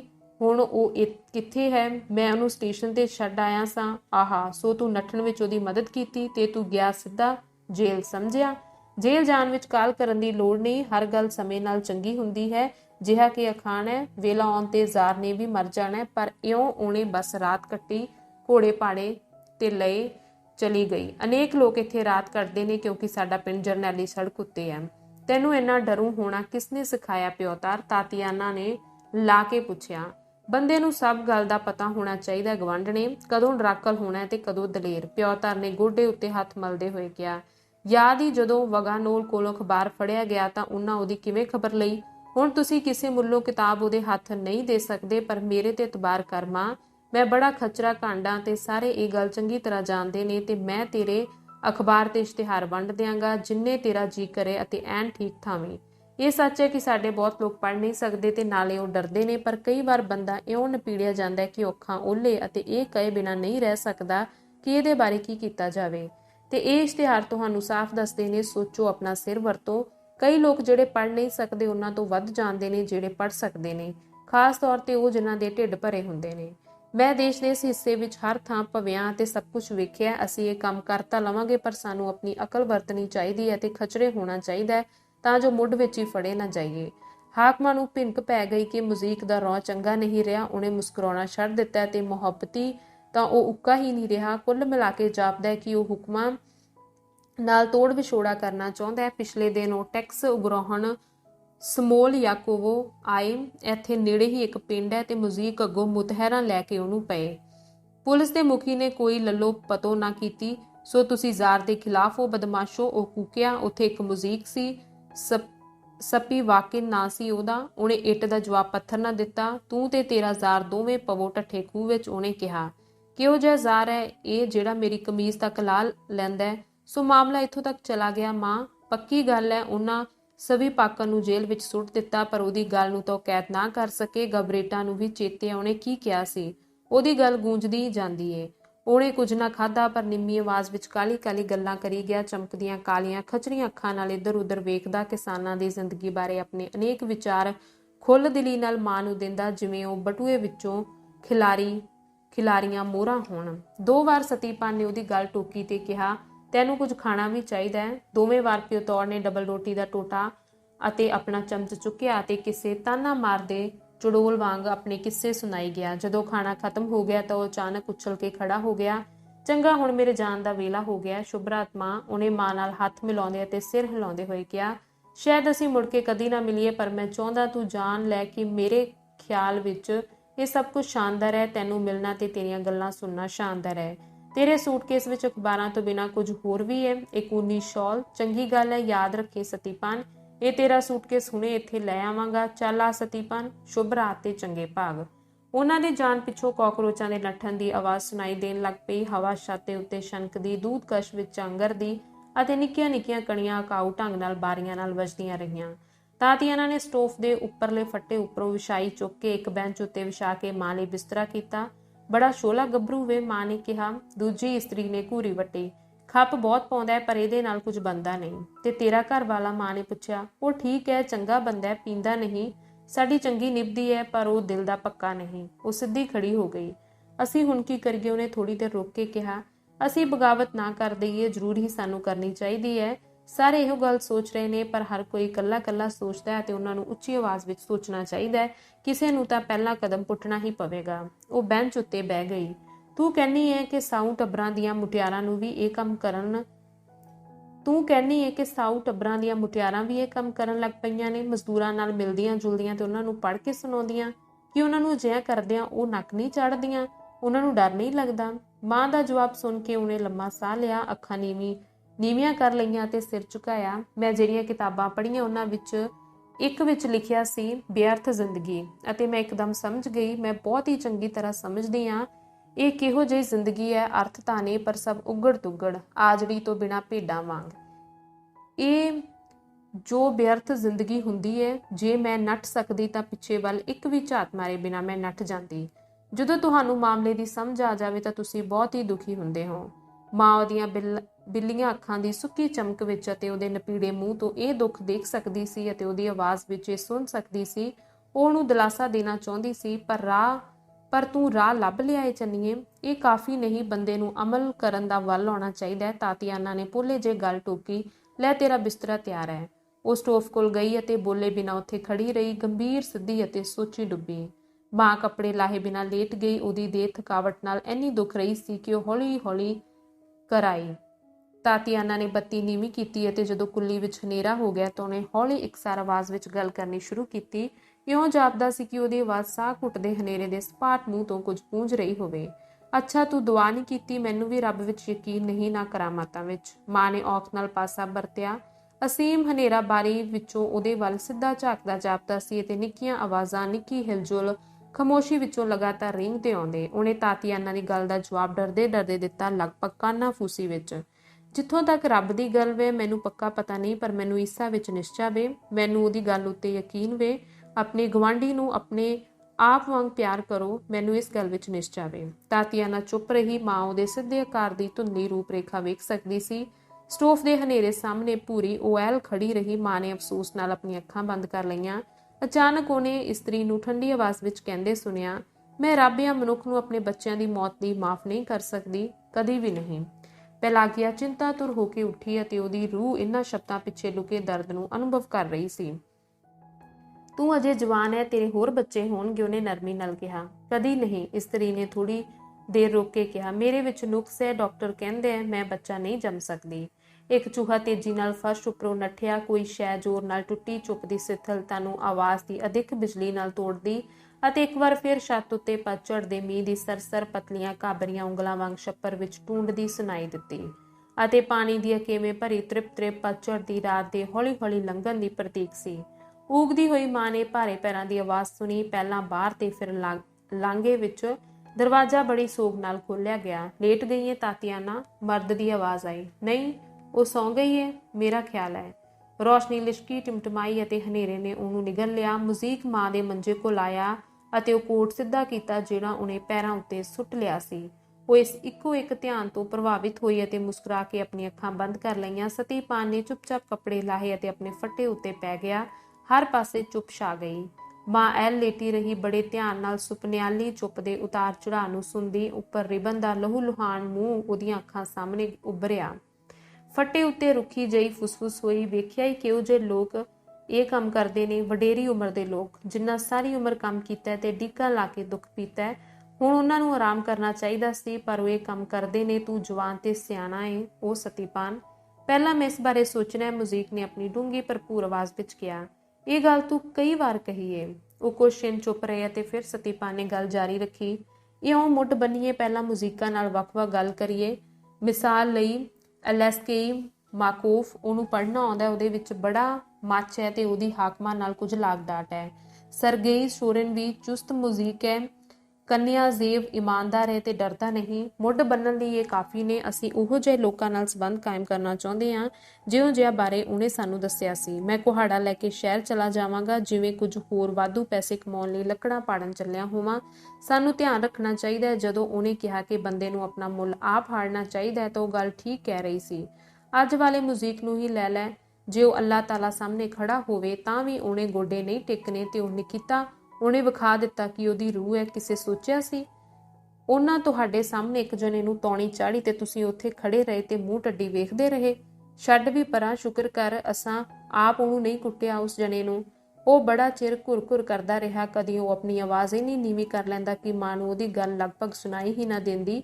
ਫਿਰ ਉਹ ਦੁਬਾਰਾ ਡੂੰਘੀ ਉੱਚੀ ਆਵਾਜ਼ ਵਿੱਚ ਬੋਲਣ ਲੱਗ ਪੈਂਦਾ। ਅਕਸਰ ਉਹਦੀ ਘਰਵਾਲੀ ਉਹਨੂੰ ਟੋਕ ਦਿੰਦੀ, ਚੁੱਪ ਕਰ, ਤੂੰ ਉਹਨੂੰ ਜਗਾ ਦੇਵੇਂਗਾ। ਮਾਂ ਗੂੜੀ ਨੀਂਦੇ ਸੌਂ ਗਈ, ਜਿਹੜੀ ਕਿਸੇ ਸਾਹ ਘੁੱਟਦੇ ਬੱਦਲ ਵਾਂਗ ਹੇਠਾਂ ਆਈ ਅਤੇ ਉਹਨੂੰ ਚੁੱਕ ਕੇ ਲੈ ਗਈ। ਜਦੋਂ ਭੂਰੇ ਪੋਫਟਾਲੇ ਨੇ ਬਾਰੀਆਂ ਵਿੱਚੋਂ ਝਾਕਿਆ ਤੇ ਰਾਤ ਦੇ ਅਖੀਰੀ ਪੈਰ ਦਾ ਅੰਤ ਕਰਦੀ ਗਿਰਜੇ ਦੀ ਘੰਟੀ ਦੀ ਟਨ-ਟਨ ਠੰਡੀ ਚੁੱਪ ਵਿੱਚੋਂ ਤੈਰਦੀ ਹੋਈ ਆਈ ਤਾਂ ਤਾਤੀਆਨਾ ਨੇ ਉਹਨੂੰ ਜਗਾ ਦਿੱਤਾ। ਮੈਂ ਸਾਮਾਵਰ ਬਾਲ ਲਿਆ, ਚਾਹ ਦਾ ਇੱਕ ਗਲਾਸ ਪੀ ਲੈ। ਜੇ ਜਾਗਦਿਆਂ ਹੀ ਡਾਕ ਬੱਗੀ ਤੇ ਚਲੀ ਗਈ ਤਾਂ ਤੈਨੂੰ ਜ਼ੁਕਾਮ ਹੋ ਜਾਵੇਗਾ। ਆਪਣੀ ਉਲਝੀ ਦਾੜੀ ਵਿੱਚ ਕੰਘਾ ਕਰਦੇ ਹੋਏ ਸਤੀਪਾਲ ਨੇ ਮਾਂ ਤੋਂ ਉਹਦਾ ਸ਼ਹਿਰ ਦਾ ਪਤਾ ਪੁੱਛਿਆ। ਮਾਂ ਨੇ ਵੇਖਿਆ ਕਿ ਰਾਤ-ਨਾਤ ਵਿੱਚ ਉਹਦਾ ਮੂੰਹ ਚੰਗੇਰਾ ਹੋ ਗਿਆ ਸੀ। ਉਹ ਮੁਕੰਮਲ ਹੋ ਗਿਆ ਸੀ। ਕਿੰਨੀ ਅਜੀਬ ਗੱਲ ਹੈ, ਸਭ ਕੁਝ ਇਉਂ ਹੋਣਾ। ਚਾਹ ਪੀਂਦੇ ਹੋਏ ਉਹ ਹੱਸਿਆ। ਕੀ? ਤਾਤੀਆਨਾ ਨੇ ਪੁੱਛਿਆ। ਸਾਡਾ ਵਾਕਿਫ ਬਣਨਾ ਇਹਨੇ ਸਾਦਾ ਢੰਗ ਨਾਲ। ਸਾਡੇ ਕੰਮ ਬਾਰੇ ਹਰ ਗੱਲ ਵਿੱਚ ਇੱਕ ਸ਼ਾਨਦਾਰ ਸਾਦਗੀ ਹੈ, ਮਾਂ ਨੇ ਸੋਚਦੇ ਹੋਏ ਪਰ ਭਰੋਸੇ ਨਾਲ ਕਿਹਾ। ਜਦੋਂ ਮਾਂ ਤੋਂ ਵਿਛੜੇ ਤਾਂ ਤੀਵੀਂ ਮਰਦ ਕੁਝ ਔਖੇ ਸਨ। ਉਹ ਬਹੁਤਾ ਬੋਲੇ ਨਾ, ਪਰ ਉਹਨਾਂ ਅਨੇਕ ਨਿੱਕੇ-ਨਿੱਕੇ ਢੰਗਾਂ ਨਾਲ ਉਹਦੇ ਆਰਾਮ ਲਈ ਆਪਣੀ ਫਿਕਰਮੰਦੀ ਵਿਖਾਈ। ਜਦੋਂ ਡਾਕ ਬੱਗੀ ਉੱਤੇ ਬੈਠੀ ਸੀ ਤਾਂ ਉਹ ਸੋਚ ਰਹੀ ਸੀ ਕਿ ਸਤੀਪਾਲ ਕਿਸੇ ਸ਼ੁਸ਼ੁੰਦਰ ਵਾਂਗ ਧਿਆਨ ਨਾਲ ਅਤੇ ਚੁੱਪਚਾਪ ਕੰਮ ਕਰਨਾ ਸ਼ੁਰੂ ਕਰੇਗਾ, ਪਰ ਉਹ ਅਣਥੱਕ ਹੋਵੇਗਾ ਅਤੇ ਉਹਦੀ ਘਰਵਾਲੀ ਦੀਆਂ ਸ਼ਿਕਾਇਤਾਂ ਉਹਦੇ ਕੰਨਾਂ ਵਿੱਚ ਗੂੰਜਦੀਆਂ ਰਹਿਣਗੀਆਂ। ਉਹਦੀਆਂ ਬਿੱਲੀਆਂ ਅੱਖਾਂ ਦੀ ਸਾੜਵੀਂ ਅੱਗ ਕਾਇਮ ਰਹੇਗੀ ਅਤੇ ਜਿੰਨਾ ਚਿਰ ਉਹ ਜਿਉਂਦੀ ਹੈ ਉਹ ਕਦੀ ਵੀ ਆਪਣੇ ਮਰੇ ਬੱਚਿਆਂ ਲਈ ਮਾਂ ਦੇ ਬਲ ਦੇ ਖੋਰ ਬਘਿਆੜੀ ਗਮ ਤੋਂ ਆਜ਼ਾਦ ਨਹੀਂ ਹੋਵੇਗੀ। ਉਹਨੂੰ ਰਿਬਨ ਯਾਦ ਆਇਆ, ਉਹਦੇ ਫੱਟ, ਉਹਦਾ ਮੂੰਹ, ਉਹਦੀਆਂ ਲੂੰਦੀਆਂ ਅੱਖਾਂ ਅਤੇ ਬੋਲ। ਉਹਦਾ ਦਿਲ ਅਜਿਹੇ ਜ਼ੁਲਮ ਦੇ ਸਨਮੁਖ ਬੇਵਸੀ ਦੇ ਕੌੜੇ ਅਨੁਭਵ ਨਾਲ ਸੁੰਗੜ ਗਿਆ। ਸ਼ਹਿਰ ਵੱਲ ਵਾਪਸ ਸਾਰੇ ਸਫ਼ਰ ਦੇ ਦੌਰਾਨ ਮਖਾਇਲੋ ਦਾ ਬਿੰਬ ਭੂਰੇ ਦਿਨ ਦੀ ਪਿਛੋਕੜ ਦੇ ਸਾਹਮਣੇ ਉੱਭਰਿਆ ਰਿਹਾ। ਉਹਨੇ ਉਹਨੂੰ ਆਪਣੇ ਸਾਹਮਣੇ ਖੜੇ ਵੇਖਿਆ। ਤਕੜਾ, ਕਾਲੀ ਦਾੜੀ ਵਾਲਾ, ਕਮੀਜ਼ ਪਾਟੀ ਹੋਈ, ਸਿਰ ਚੋਂ ਲਹੂ ਵਗਦਾ ਤੇ ਹੱਥ ਪਿੱਠ ਪਿੱਛੇ ਬੰਨੇ, ਗੁੱਸੇ ਅਤੇ ਉਸ ਕਾਸ਼ ਦੇ ਸੱਚ ਨਾਲ ਭਰਿਆ ਮਨੁੱਖ ਜਿਸ ਦੀ ਉਹ ਹਮਾਇਤ ਕਰਦਾ ਸੀ। ਮਾਂ ਨੇ ਧਰਤੀ ਉੱਤੇ ਦਬਕੇ ਅਨੇਕਾਂ ਪਿੰਡਾਂ ਵਾਲੇ ਉਹਨਾਂ ਲੋਕਾਂ ਬਾਰੇ ਜਿਹੜੇ ਚੁੱਪਚਾਪ ਇਨਸਾਫ ਦੀ ਔਦ ਉਡੀਕ ਰਹੇ ਸਨ ਅਤੇ ਉਹਨਾਂ ਹਜ਼ਾਰਾਂ ਹਜ਼ਾਰ ਲੋਕਾਂ ਬਾਰੇ ਸੋਚਿਆ ਜਿਹੜੇ ਆਪਣੀ ਸਾਰੀ ਉਮਰ ਚੁੱਪਚਾਪ ਬੇਅਰਥ ਅਤੇ ਕਿਸੇ ਚੰਗੇਰੀ ਗੱਲ ਦੀ ਆਸ ਤੋਂ ਬਿਨਾਂ ਕੰਮ ਕਰੀ ਜਾਂਦੇ। ਅਤੇ ਉਹਨੂੰ ਜ਼ਿੰਦਗੀ ਇੱਕ ਉੱਚੀ ਨੀਵੀਂ ਅਣਵਾਹੀ ਪੈਲੀ ਜਾਪਦੀ ਜਿਹੜੀ ਚੁੱਪਚਾਪ ਹਾਲੀ ਲਈ ਲੁੱਝ ਰਹੀ ਸੀ। ਮੇਰੇ ਵਿੱਚ ਸੱਚ ਤੇ ਤਰਕ ਦੇ ਬੀਜ ਬੀਜੋ, ਇਹ ਆਜ਼ਾਦ ਇਮਾਨਦਾਰ ਲੋਕਾਂ ਨੂੰ ਕਹਿੰਦੀ ਜਾਪਦੀ, ਤੇ ਮੈਂ ਤੁਹਾਡੇ ਯਤਨਾਂ ਦਾ 100 ਗੁਣਾ ਅਜ਼ਰ ਦਿਆਂਗੀ। ਉਹਦੇ ਆਪਣੇ ਯਤਨਾਂ ਨੂੰ ਸਫਲਤਾ ਦੇ ਜਿਹੜੇ ਫੁੱਲ ਲੱਗੇ ਸਨ ਉਹਨਾਂ ਨੂੰ ਚੇਤੇ ਕਰਕੇ ਉਹਨੂੰ ਖੁਸ਼ੀ ਦੀ ਝਰਨਾਟ ਜਿਹੀ ਛਿੜੀ ਜਿਹੜੀ ਉਹਨੇ ਨਿਰਮਾਣਤਾ ਨਾਲ ਅੰਦਰੇ ਅੰਦਰ ਦਬਾ ਲਈ। ਧੰਨਵਾਦ।